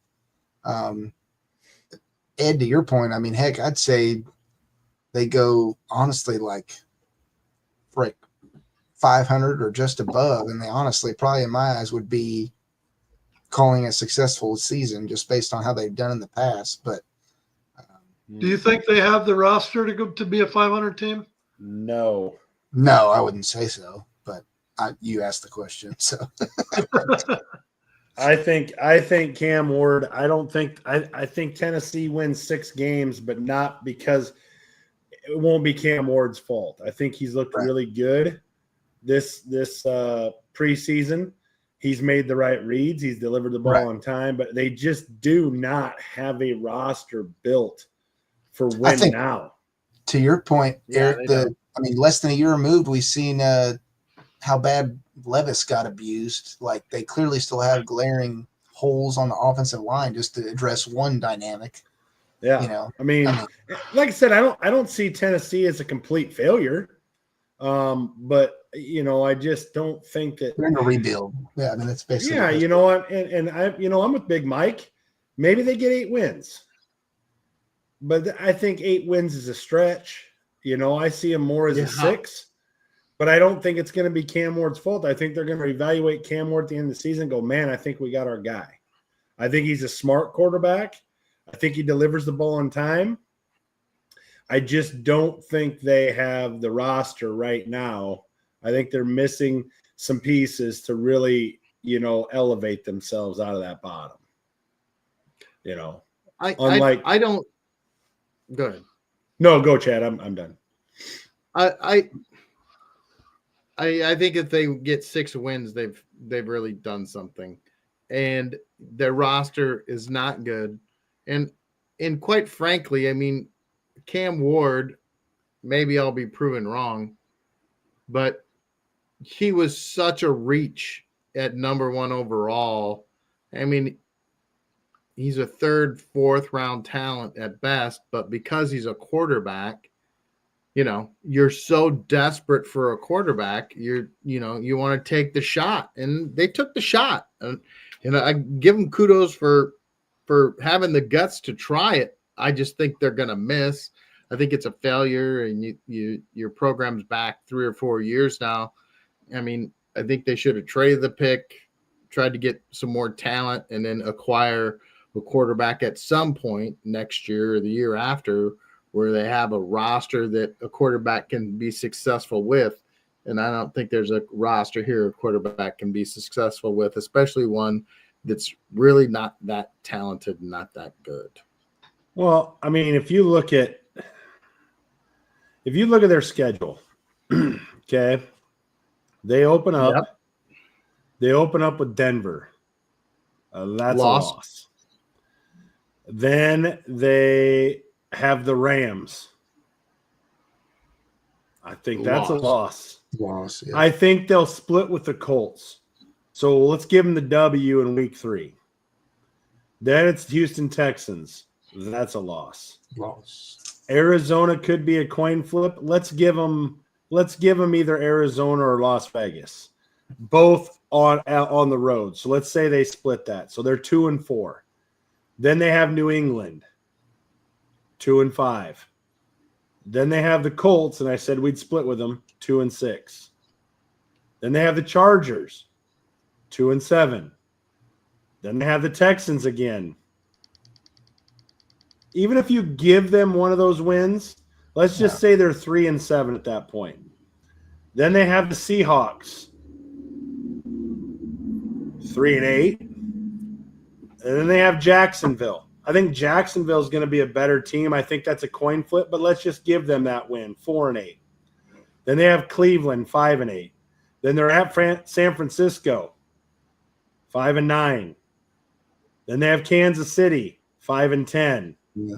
Then they have the Saints, I'll say 6-10. And then they have at Jacksonville. 6-11. Yeah, 6 wins. So 6-11, 7-10. You know, and that was giving them a win over a team that we don't expect them to beat. So that's why I think 6 wins it's probably pretty realistic. 7 wins would be great for them, I think. And I think they would evaluate Cam Ward as a success, and they'd be fine. So, but anyway, I'm sorry to steal your thunder. On to number 32, Cleveland. How much you got on them? I haven't looked at their schedule. It depends on the decision making Cleveland does. As far as quarterback goes, they're going to start out with Joe, old man Joe, in there, and everybody knows from the last couple episodes how I feel. And if they don't make the move and put Shador in there to see what they have, they're stupid. And I think the coaches are going to fight that tooth and nail. I think the owner's going to have to come in, call him into his office and sit the coaches down and say, you play Shador or you can find a new job. Well, how smart was it? How smart was it to play him for, 3 quarters the first game and have him be as successful as he was, and then in the second game not give him any reps at all? Well, he had an abdominal strain or something. Yeah, so he had an oblique strain or something like that. Yeah. But I think they just didn't want to push it. I think he'll get reps in their last preseason game. But if he's successful there, I mean, old man Flacco's got to have a short leash, and you've got to give Sanders a chance. You have to. You know. Kenny Pickett, we all know Kenny Pickett's not the answer. But is that necessarily going to be the next man up? No, it might not be. Hell, they might. They might put Gabriel in there before they get to do it. Do you think they're going to run out Papa Smurf and have him run out there? Trying to throw the ball between butt cheeks? I mean, come on. Think about this. The guy's 5'2". I've thought about this as to why they would be doing what they're doing. And I'm going to run it by you guys. Even though they have all these quarterbacks on their rosters, okay, if Cleveland were to say, hey, Shador Sanders is on the trading block, NFL, let's hear your offers. Chad, let's say you're the owner of the Jets, or you're the owner of the Raiders, or you're the owner of one of those teams that are kind of even in the middle. If I called you up and said, hey, Chad, it's Cleveland. What do you got for us for Shedeur Sanders? What would you give me? I'd give you a 4. So you're high on Sanders, but you're going to offer me a 4. Yeah, because you took him in, what, the 5th? You have no faith. You're looking to trade him now? You're lucky I don't offer you a 6. Here's But what I think. if I'm the Jets, I'm saying I'll give you a 4. And if the Cleveland is so, Cleveland would be stupid to take it. So what do you think about this? I'm just playing devil's advocate here. You think they took Gabriel and Sanders? Flacco doesn't count. He'll be back to mowing lawns after this year. And Pickett as trade bait, even if it is for 4s. Maybe they get as high as a 3rd round here or there. NFL teams are desperate. I'll tell you what, they get nothing for Gabriel. Nobody gives them anything for Gabriel. To tank for Arch Manning if he comes out. That's a topic I want to talk about. I don't know if we're going to get there, but right. I don't think that's. I don't think because the quarterbacking do that. The quarterbacking room for the draft next year is better than it was this year. And what's Cleveland always needed? A quarterback. And they just fell in the wrong year. But I mean, I could see a way where they're angling, or they think they're angling to, I don't know. I don't understand what they're doing. So all sorts of weird stuff goes through my head, like they're angling for. What I honestly believe they're doing is what I've said every episode, so people are tired of hearing it, is the coaches didn't want him. The coaches were pissed. The owner said, you're taking Shedeur Sanders. You told me you were going to take a quarterback, and you drafted a little person to play quarterback on my team. Now the guy that everybody thought 3 months ago was a top 3 pick is available in the 5th round. You're taking a quarterback, or you're all going to be looking for new jobs. And so they took him, and they didn't want him. And so they're going to resist. Even though he is the best quarterback on that roster, gives them the best chance to win, their arrogance and their stubbornness is going to keep them from playing him as long as possible. Which that basically just covers our topic here. It kind of leads us in. I mean, is keeping 4 quarterbacks a good idea? Realistically, 5. Evidently, they're shopping Kenny Pickett. That's what I'm hearing. I don't see how they can keep 4 quarterbacks. I mean, with the kind of season that you have in the NFL, whether it's an extra linebacker, whether it's an extra special teamer, that's a valuable spot to be taken up by a player that will never see the field. But Pickett hasn't even taken a snap the preseason yet, has he? No. And you can't sign him to the practice squad because you put Kenny Pickett on waivers. Somebody's going to claim him. He's not going to make it back to you. So you can't sign him to the practice squad. You can probably put Papa Smurf on the waiver wire, and he'll make it back to you because nobody is going to want a leprechaun starting at quarterback for him. So, but then you look like a fool. Then you look like a fool because a 2nd or 3rd round pick? You look like an idiot. Was he 3rd round? He was 3rd round. Yeah, third round pick. So if you put Shedeur Sanders on waivers and try and get him back to be on your practice squad, he ain't getting back to you. He's not. Well, do you think the reason they haven't let Pickett take a snap in preseason, Chad, is to simply like roll the dice and assume people will base their evaluation off of last year? I think he's hurt. Evaluation off of last year, he's a less than mediocre quarterback who can get in there and give you some snaps, and he's a proper NFL backup quarterback. He in a pinch, he can give you a game and give Right. you a chance to win. But if he's got to start 3, 4, 5 games, you're a It's host. not good. Yeah, I agree. Well, But and there are teams that are desperate for that. And Boomer says here, move Shador to wide receiver. And That ain't Boomer, gonna happen. no, Dude, if he you doesn't were have late that kind of enough, foot they speed. would have done that. They would have He done that. wants the bag, and the bag's at quarterback. Yeah, that's true. And he doesn't have those kind of hips and leg speed, buddy. You don't have it. You're getting the wrong Sanders kid, I think, there too. That's, Yeah, I think Yeah. you're right. I think we already you're know right. that guy. Okay, so we've covered the quarterbacks. This one's always fun. So I think we're gonna do this one just for Ed.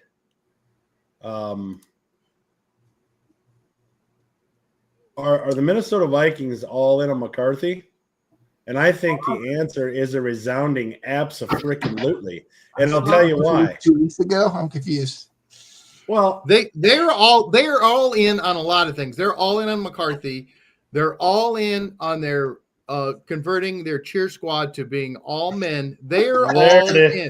They commit and they go hard in the paint. And by paint, I mean paint for their toenails and for their fingernails and paint for their hair to make it pink. They're all in. this They commit. is Well, This they're is- all in. They're all in on McCarthy because. But all I got to say is he better stay healthy for 17 games because their backup quarterback room Here. is horrible. here you go. You have. I don't even know Brosmer's first name. I've never even heard of the dude. Never even heard of him. That's the dude from Minnesota? Yeah, I think it's Brett Rippon. Okay, Eastern Boise State, 7th season. I have no idea. Sam And then Howell. you've got You got Sam Howell, 4th season out of North Carolina. You know what's going to happen? 4,000 yards a couple years ago as a rookie. You know what's going to happen? They announced the St. Louis Battlehawks. The St. Louis Battlehawks announced today that Max Duggan has been released by his own request. So, what do you think, Max Duggan in Minnesota? I mean, Ed's got all the jokes tonight, man. Somebody get this man an open mic. Who wants to eat a nothing burger? Who That's spiked what your we're cornflakes? doing here. Ed? That's the question I could be asking. I think Ed's still on painkillers. I don't know. Oh, good Lord. Ed just related to one fan out there, and that's it. And her Well, name Kids is are Amanda. elementary and assuming Nobody that the else cares. Vikings and TCU have stuff in common beyond being purple. Well, I know that now that the Battlehawks are looking for a new quarterback, they would take either Garcia or Shador. 100%. They just couldn't pay him. Yeah. Man, the comments just keep coming. If the Vikings will get the tampons out of men's bathrooms, Jesus. I mean, but I think the answer to answer the question and get the show back on the rails, they clearly are, because they don't have. Yeah. I mean, you look at some of these other teams, like, the Bears, for example. They've got Caleb Williams. They got a very capable Tyson Badgett, and they have Case Keenum.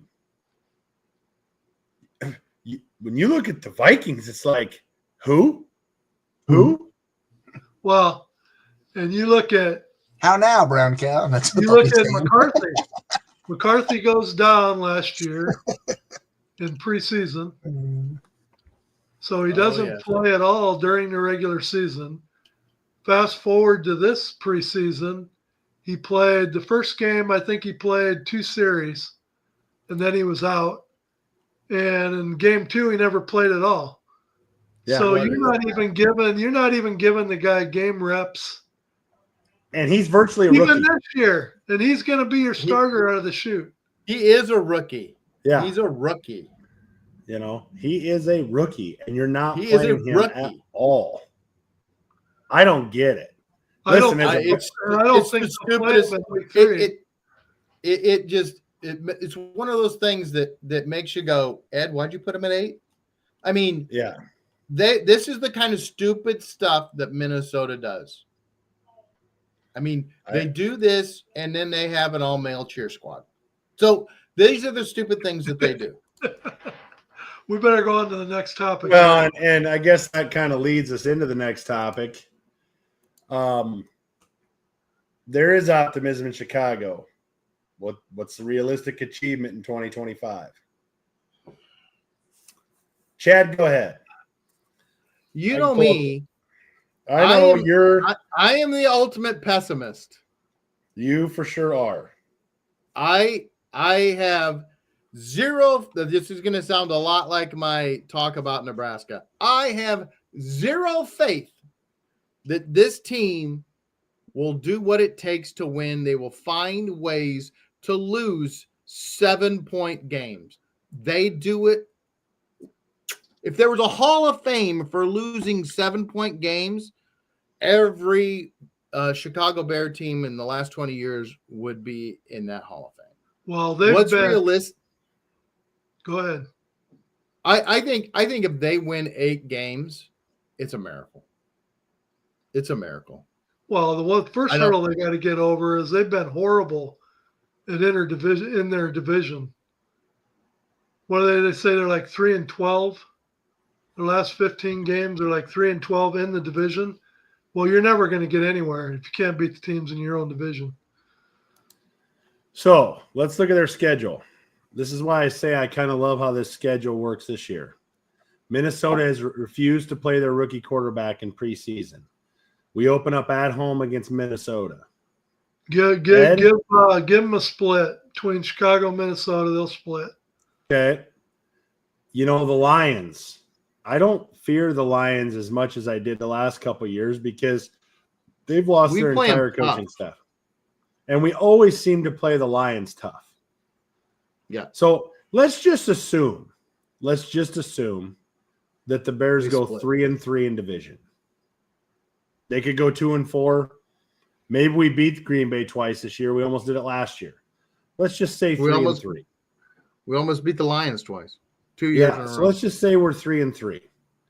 Okay. So let's just split those first 2 games. We're 1-1 going into week 3 against the Cowboys at home. That's a W. I'd be shocked if it's not. Then we have the Raiders. I think that's another W. That's 3-1. Commanders, let's just say 3-2. Saints, 4-2. Ravens, let's go 4-3. I think the Saints are going to be one of the worst teams in the league.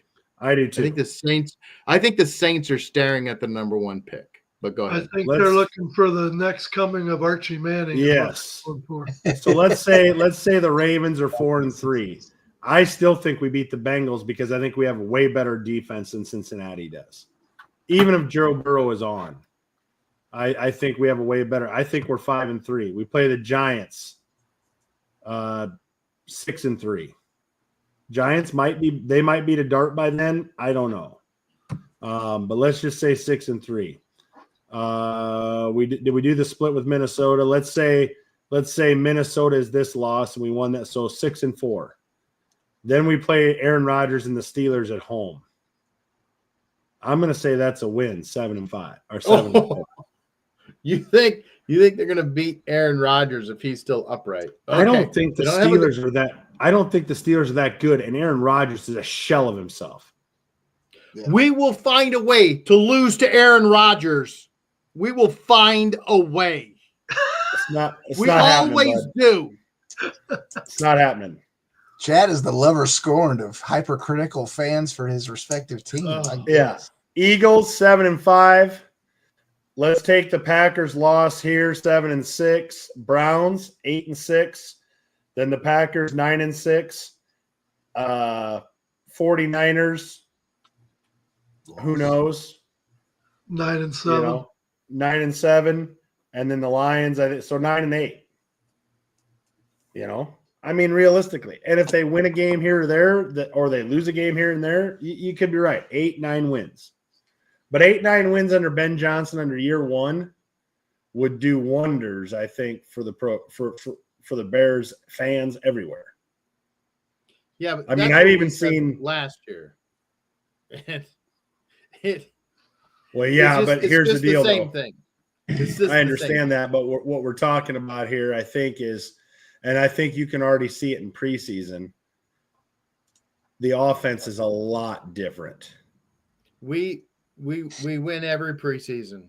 I don't want to hear it. We win every offseason. We are the champions of the offseason and the preseason. And then it comes to the season, and then we shit our pants, and then we take our pants off, we shit the bed, and then we go into the bathroom and we shit all over the bathroom floor. So I don't give me preseason. I don't want to hear anything about it. I'm talking about just the way the plays are designed. I'm talking about utilizing the tight ends. How much tight end did we use last year, Chad? Don't get me into tight ends. Don't get me into tight ends.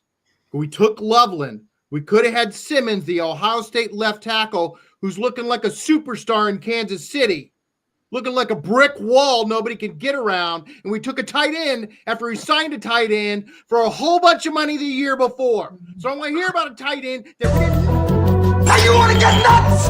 Come on, let's get nuts. His face is red, man.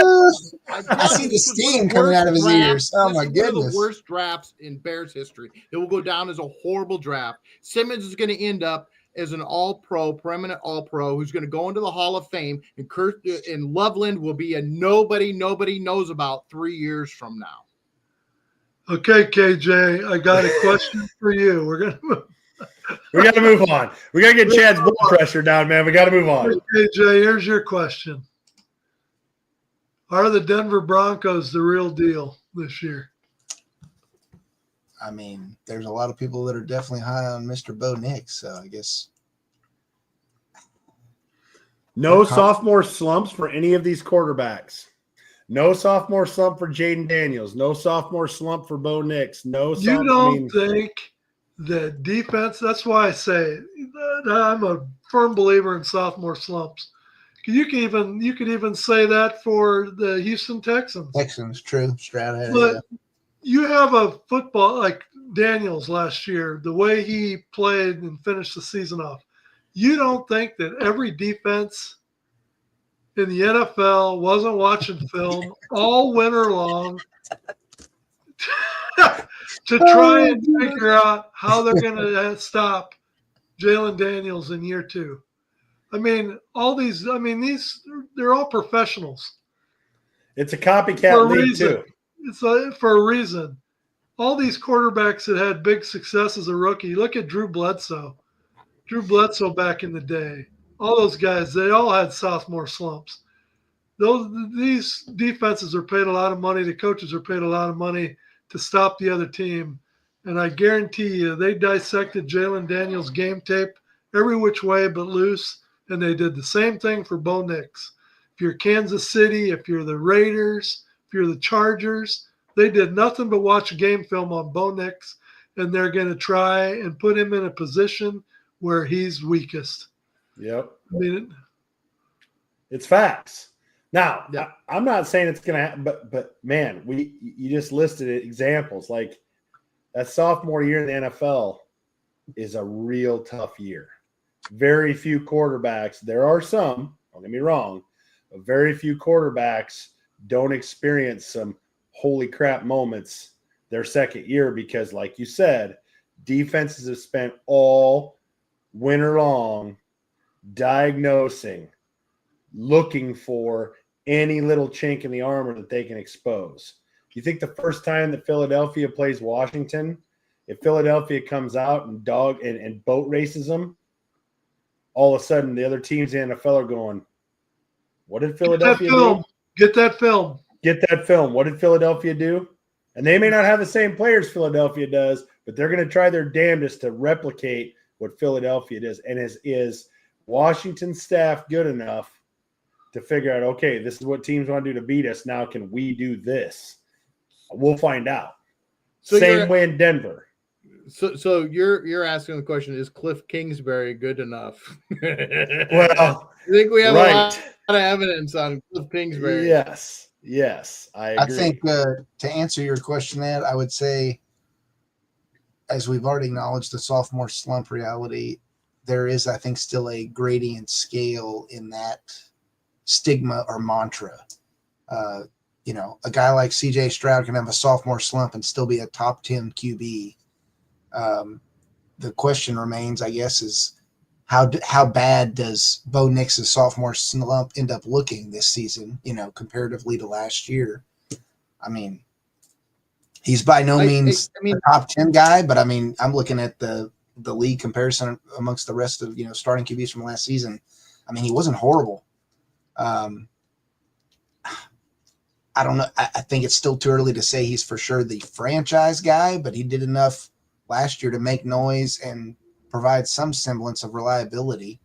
I think it's going to be how much he chooses to let the adversity affect him this year, and how far he dips to really determine the long haul of if he is the real deal or not. I think I don't think their schedule's that tough. I mean, besides their AFC opponents, they have the Titans, the Colts, the Jets. They do have to play the Eagles, the Bengals. But if your defense is stout enough, you're fine. So they do have to play the Commanders, but we'll see. They have the Packers, and from what Ed said, the Packers are going to be a big fart bag. You got the Jaguars. So, I mean, I don't think their schedule is super tough. The question is, will Sean, Ed's superstar coach, and Bo Nix be able to raise to the occasion? Right. But it's always it seems to always come down for them battling for a wild card spot between essentially Los Angeles. Look at the AFC West. They've got to overcome the Chiefs. Yeah. And I think they've got to overcome the Chargers. Yeah. That's why I say I think they might have an easy out of division schedule, but that's a secondary matter. Yeah, the West.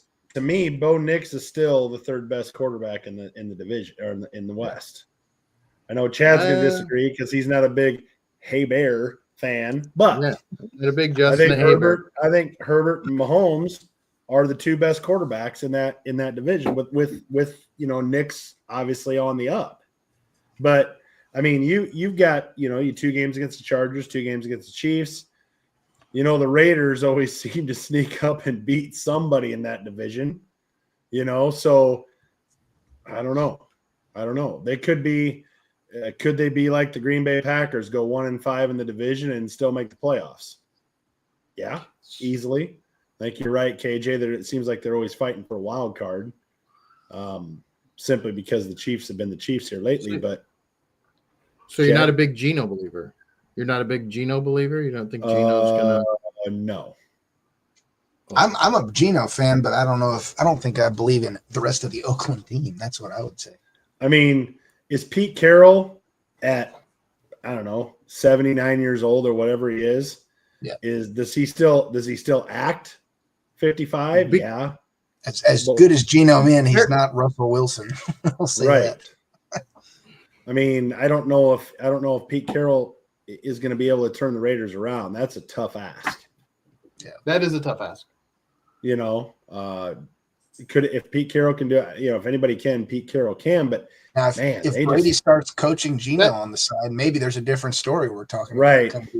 Well, I think that's an interesting discussion that we've never had. A part of all the Shedeur Sanders discussions we've had is we've never had the discussion of the Raiders passing on him when Tom Brady, who was heavily consulted about the draft and quarterbacks in particular, who worked a lot with Shedeur, who Dion had Tom mentor him and work with him a lot over the last 8 or 9 years, and how they did not take him. That's the thing that makes me think Shedeur isn't going to be good, is because when Tom had the chance to take him, he didn't. And not that he's got to be a GM guru, but he worked with the kid a lot. But the thing about that is, Chad, his film says one thing. His film says this kid deserves a chance in the NFL. So what is it? I think it's the other stuff around him. It's the other stuff that's what around I'm saying. him. That's what I'm saying is that for whatever reason, whether it was Shador himself or maybe it was Dion, Brady was like, no, we'd rather go with Geno. Right. Okay. So I got one. I got You one. got one? I got Okay. one for Chad. All right, here you go, Chad. You ready? In the offseason, the Cincinnati Bengals doubled down, and they signed Higgins too. Besides, they already had Chase. Then they went ahead and they signed Higgins. Question is, does the Cincinnati Bengals have a winning formula going that route, and do they dare move on from Hendricks? No. So the Cincinnati Bengals are the Dallas Cowboys of Cincinnati. So they deservingly put their money in Burrow and Jamar. I understand that. Gotcha. But you don't give a number 2 wide receiver, number 1 wide receiver money, because that's what he is. And he always misses 5, 6, 7 games a year, Higgins. And you pay nothing to your star defensive end who led the league in sacks last year. Your one stalwart star defensive player, and your defense is trash. It was trash last year. And what's even worse is the fact that it sounds like they agree on dollar amount, length of contract. They agree on everything but how much of the money is guaranteed. So, well, Mike Brown is a notoriously cheap son of a bitch. I mean, well, the Bengals ownership has about the least amount of money in the league. Yeah, I mean they're right there with the Bears. Their income is the Cincinnati Bengals, the Hallis family. Their income is the Chicago Bears, whereas the Haslam family has all this other money and yada yada yada. So they are poor, and he runs it like they're poor. He runs it like the Oakland A's from the 90s, where you gotta buy stuff in the vending machines. You don't get free food. You got to buy your Gatorade or whatever. I mean, they run it like a 2-bit organization, like they're not the real thing. And this is the NFL. What are you doing? So, and here's the thing: is Hendricks is what, 28 or 29? Hendrickson, Trey Hendrickson. Hendrickson. So he's right there on the cusp of being too old if you want to try and trade him to get anything out of him. So if you're going to trade him, you need to trade him now. So you're saying they're like the Dallas Cowboys simply because they're paying the wrong people? They're paying the wrong re-ups? people. I mean, well, the difference is they gave the Cowboys gave a whole bunch of money to a quarterback who doesn't deserve it. The Bengals gave a whole bunch of money to a quarterback that does deserve it. They both gave a whole bunch of money to wide receivers that deserve it. And then they went all in and gave it to another guy, Higgins, who doesn't deserve it. So they doubled down at the wide I would receiver say they're similar to your Bears comparison. Additionally, in the sense that they should have picked up that lineman you were griping about a few minutes ago, losing. Yeah, Simmons. Yeah, that I still feel like that's Joe's missing piece to a winning team, or full conglomerate, is the guy constantly has to run for his life. I was watching the highlight. I mean, I know it's preseason still, but they go out there with the starters, I think, in their first series or whatever they play. And I mean, the pockets like instantly collapse. It's just ridiculous. Like I feel bad for the guy. I almost wish that he would have the semblance to say, you know what, I've done enough sacrificing on pay and everything or I guess he could have got for more, but like jump ship and go somewhere else so that you can guarantee your prominent future you deserve. I don't know. I think that's what happened. I've heard that speculation, and I think it's valid. is that I think this year stands a really good chance to be a total dumpster fire in Cincinnati. And does Burrow demand a trade at the end of the season? I mean, I would, yeah. I think that's a distinct. I think that's a distinct possibility. The unfortunate part for Burrow is if he doesn't become that guy, he's going to relegate himself to a career of, getting in the playoffs here and there, but he's never going to become the quarterback that most guys think he can be by being in Cincinnati. Yeah. Yep. He's going to be in the Justin Hebert situation. Oh, he's in a way better situation. Yep. I just think that. Well, I think Justin Hebert is just going to always be good.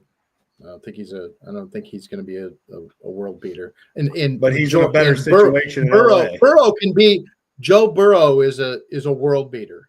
He is a world beater. He is, in my opinion, he is right up there in the top 2 or 3 quarterbacks in the league. If you put a decent team around him, he is fantastic. Well, he's one of the most talented guys there are. Yeah, that's what I'm saying. Put people around him. Yeah. I mean, offensively, he's going to go out and score 55 points every game. Well, they scored 41 one game and lost 43-41.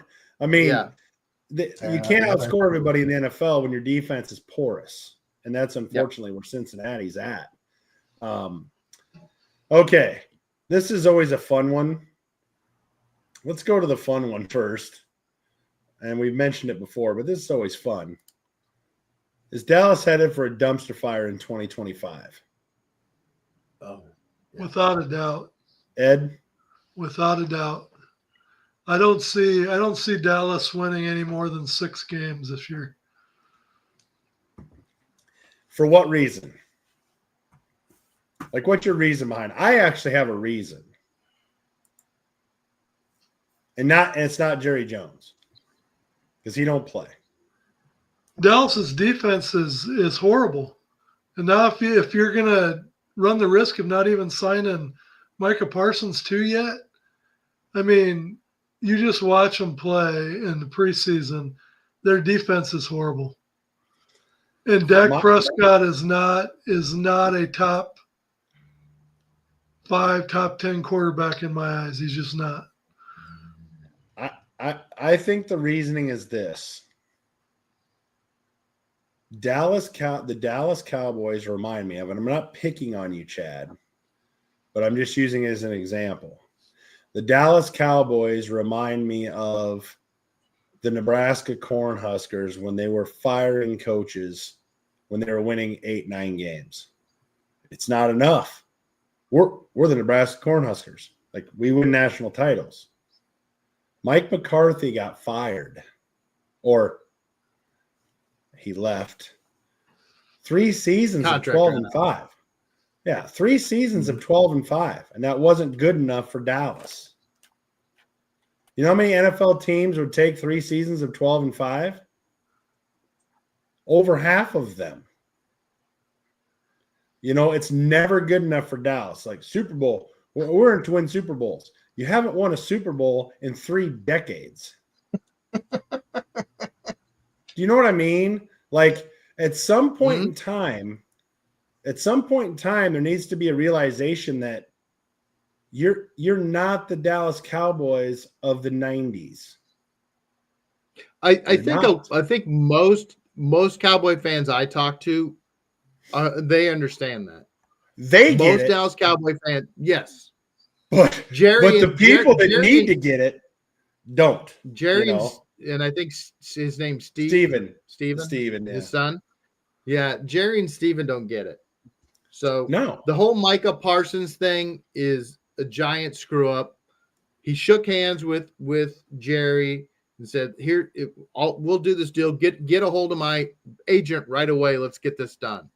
And they sat on it for 3 months. And in that 3 months, defensive star after defensive star was signed and given more and more money. And he is probably the best defensive player in the league. And then they wait, and then they're like, oh, okay, now we'll sign you to that deal we shook on. And then Mike is like, nah, Sorry, I bro. want more now. Yeah. This just went up. That was the price then. Now all these guys who aren't as good as me are making all this money, so you need to pay me this money that they're getting. And that's on them. That's on their stupid decision. That's what they did with Dak. That's what they did with CD. That's what they do. They think they love all this drama and talk, and we get to go on the radio and talk about it. This stuff. We go on TV and we get to talk about these players and why they're not getting signed and when they're going to sign them. And they just love all this attention. In the meantime, the clock is ticking and the price is going up with every tick of the clock. Yep. Every deal that goes down just raises the pot. Yeah. So I mean they should trade him. They should trade Micah and get a haul for him because they can't sign him. And if they do sign him, the next 5 years are a disaster because they have the 3 players and then they don't have anybody to put around them. So what are you gonna do? Anyway. All right, last one. We're actually gonna get to most of these. Is Kansas City still the team to beat in the AFC? KJ? Yeah. I mean, sad to say, but the truth.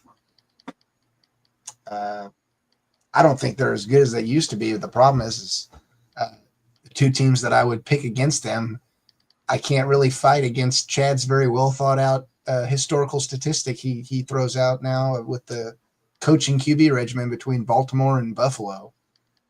The only 2 respective teams, in my opinion, that would truly challenge them once you get into kind of the playoff window of things. You got the Lamar hurdle too. I mean, Lamar is MVP type quarterback in the regular season, but what happens in the playoffs? Yeah. Until he gets over that stigma, Well, the same with Josh Allen. Josh Allen's the same thing. They're Josh Allen and Lamar are 2 peas in the same pod. They run all over the place. They make all these great throws. They do all this stuff, and then when it comes to the playoffs, they just. That's why they have to get different coaches. I would say the other caveat too. Someone can counter me on this if I'm speaking incorrectly, but Chad, from my recollection and history, every moment I look back and think on all the past, short loss games where Buffalo was literally within a 1 series reach of toppling Kansas City, or similar kind of situation for the Ravens. In most of all those scenarios, it seemed like it came down to it always was on either Allen or Lamar to get the job. That they weren't ever playing from like the lead, let the defense win you the championship, stereotypically speaking, for that AFC championship game. It was always the opposite. They were always the man down, trying to literally in the game overcome from a point deficit. And I think that's where, honestly, they could easily overcome that Achilles heel, if you want to get metaphoric, if only the defensive side of the ball could counteract that kind of. But don't you think that's the problem for Buffalo? Defense? I mean, Josh Allen, I don't remember, it wasn't last year. I think it was the year before. Didn't Josh Allen leave the field with the lead?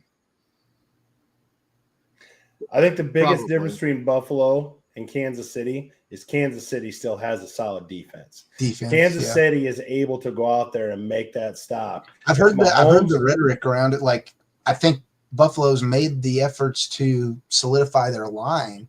It's the secondary where they have the real problems, or the holes, if you will. Yes. If they could address that, then it'd be a different story. You have a point. I can't. I wonder what the numbers are of Patrick Mahomes leaving the field with the lead and the defense holding for him, as opposed to Josh Allen leaving the field with the lead and the defense holding for him. That's what I'm saying. We have these highlights of whether it's Stephon Diggs standing there after the game when they lost, when he was with, it's just those type. Those are the ones that stick out of my mind and the most prominent memories. I'm not saying they never played from the lead, but I think Kansas City is still the team to beat. And if they can get one of these wide receivers that they have drafted over the last 2 years, these speedsters, to amount to anything, I don't know if they need to get a new wide receiver coach or what, but that offense has not been the same since they traded Tyreek. From And 2018, Chad. From 2018, Mahomes threw 50 touchdown passes. He has declined to last year to 26. So is some of that on Mahomes too? I know I could maybe some of it, sure. I think most of it has to do with the talent at wide receiver and it being they have gotten by with the Patriots philosophy about wide receivers. Well, they're just a guy, and we'll send out a horde of guys, and somebody's going to catch the ball, and somebody's going to do it because we have an amazing generational quarterback who will get them the ball. And we used to have possibly the greatest tight end in NFL history also as a weapon. Now they don't have the tight end. Now they absolutely have to have those wide receivers start stepping up and doing something because the defense is getting older. They did find a left tackle to help protect Patrick because that was a horrible need. They had a left guard playing left tackle for him, and that wasn't good. So are they still the team to beat? Yes. In the future, I don't see any of them. I don't see to get to the Super Bowl, not to beat them in the regular season, not to have a better regular season record, but to beat them in the playoffs, to beat Kansas City in the playoffs, and to get to the Super Bowl. I don't think Buffalo and Baltimore are capable of that. I don't. We've all heard my explanation for that, and everybody's I would throw in the ringer question since we all seem to be in consensus on this one. Who is the realistic dark horse on the NFC side that we could say could surprise people and make it at least make it to the dance, potentially win and upset the Chiefs? Well, I think not this year, but I think next year. I think the Chargers, despite having Justin Hebert, I think the Chargers are the team next year, or possibly the year after that are going to be that team that can take them down because I'm a big believer in their offensive line. I'm a big believer in the running back they took this year, and I'm a big believer in their head coach and his drive to run the ball, his drive to control the clock, his drive to make smart, concise passing game, to have it controlled and to not make stupid mistakes. I think Jim Harbaugh is on the verge of being a great coach. I think he's fantastic. Is he as good as Big Red? Not hardly anybody's as good as Big Red, but I think he's got the chance to they're going to be the ones because unless Baltimore and Buffalo get the stones to fire those head coaches and bring in new ones, they're not going to be it. So who else is in the AFC is going to beat Kansas City? Who? Ed? You tell me, Ed.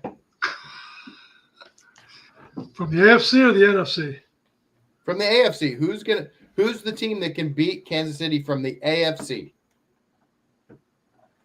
and keep them out of the Super Bowl? I think both Denver and the Chargers, Broncos and the Chargers both. I think you're gonna be a thorn in the Chiefs' side this year. I would agree with that, but I also have the philosophy of if you want to be the man, you've got to beat the man. Yeah. You know. What were you saying, KJ? Oh, I was just more on the NFC side. I don't know. I think Detroit's going to surprise people, but that's still I guess a pipe dream at this point. I think they can pull it out, but that's bold. You think so? I'm not they sure. were on the cusp last year. I mean, yeah, but look what they lost, KJ. Yeah, if they still had everybody, if Ben Johnson was there, Aaron Glenn's there, everybody's still there, I would agree with you because they've got Hutchinson coming back. You know, their defense is going to be full strength again after all the injuries they had last year. I would say I 1,000% agree So with you. you're speaking strictly to coaching secondary personnel underneath. Yeah, whatever because it is. here's the deal. When it comes to offense, Dan Campbell is inputting nothing. I got you. You know what I mean? We're only going for it on fourth down where he doesn't get it most of the time. So, But what I'm saying is his input in the offensive scheme is virtually a nothing burger. It's not his deal, He's and not a we know sideline caller is what you're saying, basically. yeah, like, he's not an leading offensive the- coordinator. He was a defensive guy. Mhm. So defensively, yeah. But offensively, and I'm only saying this because, my God, I'm a Bears fan. We've seen this for years. Let's get a defensive coach in there. And we tried an offensive coordinator after offensive coordinator, and it doesn't work. When they finally got Ben Johnson in Chicago, I was just like, holy crap, finally, an offensive coordinator is now our head coach that understands offense. Well, now Detroit is in a similar – and maybe they luck out. Maybe they got a guy – Detroit hasn't – and they've said this. Detroit hasn't looked the same. I know it's only preseason, but it's like, something might look a little off in Detroit. Now, it's a lot to overcome. So I look at Detroit as taking a step back this year for that reason, but they could surprise. I would be more apt to say a team like Washington, or a team like LA. Now the Stafford back issue, I don't even know if I say LA, but I would say one of those teams would be more. My initial bet, I was really going to be real goofy and say Tampa Bay, but that's just because Mayfield seems to be hitting his stride, but I don't know how many weapons we could really argue that he has around him. So right, maybe enough to get to the playoffs because they're in a division that's really weak. Right. But as far as making noise in the playoffs, I don't know. I think there's a chance Philly takes a big step back this year because I have a hard time believing after 417 touches last year, Saquon Barkley can even come close to staying healthy and playing 17 games. And the question is because, again, I don't care what anybody says, Saquon Barkley was the MVP of the league last year, and that team does not make it to the Super Bowl without Saquon Barkley. They might Correct. not make it to the playoffs. So how do they, if he goes down, how do they navigate that? And I guarantee you he's going to break down. Remember, Ed, Jamal Anderson for the Atlanta Falcons back in 98 had 410 or 420 touches and just led the league in rushing and did all his stuff and beat your beloved Vikings in the NFC Championship game. And then the next year, that dude couldn't stay on the field to save his life. His career was over. and when I got the number 1 pick in our fantasy draft this year, and you're already saying Saquon Barkley is going to be a bust. So here I am with the first pick. So what are you thinking? I was going to take him, but now I better go with somebody else like Robinson with Atlanta, maybe. Let's get out of here, man. You guys got to go work tomorrow. It's 10:17, so we're not completely over, but it is what it is. So hopefully, Ed, you're not back next week because that means you're proceeding forward and you're going to be back on the healthy train. But if you get delayed, there is a chance you could be back next week and have a 2-show run here before you. Yeah. I'll find out tomorrow. Probably. All right. So. Yeah, that's right. Find out tomorrow. We'll make a big, huge announcement and gushy and all that kind of stuff. Right? Oh yeah. By the way, Ed, I can't believe you haven't grown out the beard all this time. You've been at home. You should have just grown this big old beard. Oh yeah. You ought to see me when I got out of the hospital. But it was driving you nuts, wasn't it? After 2 weeks in the hospital, I look like Wilderness Jack.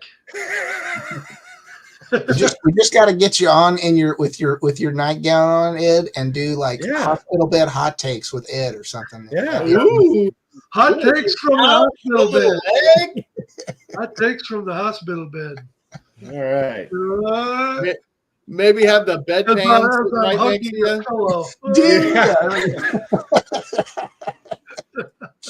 Next question. question. All right, man. Let's get out of here. All right. We'll see everybody next week, Wednesday, 8 p.m. as always. Take care. Peace out. And that's the bottom line.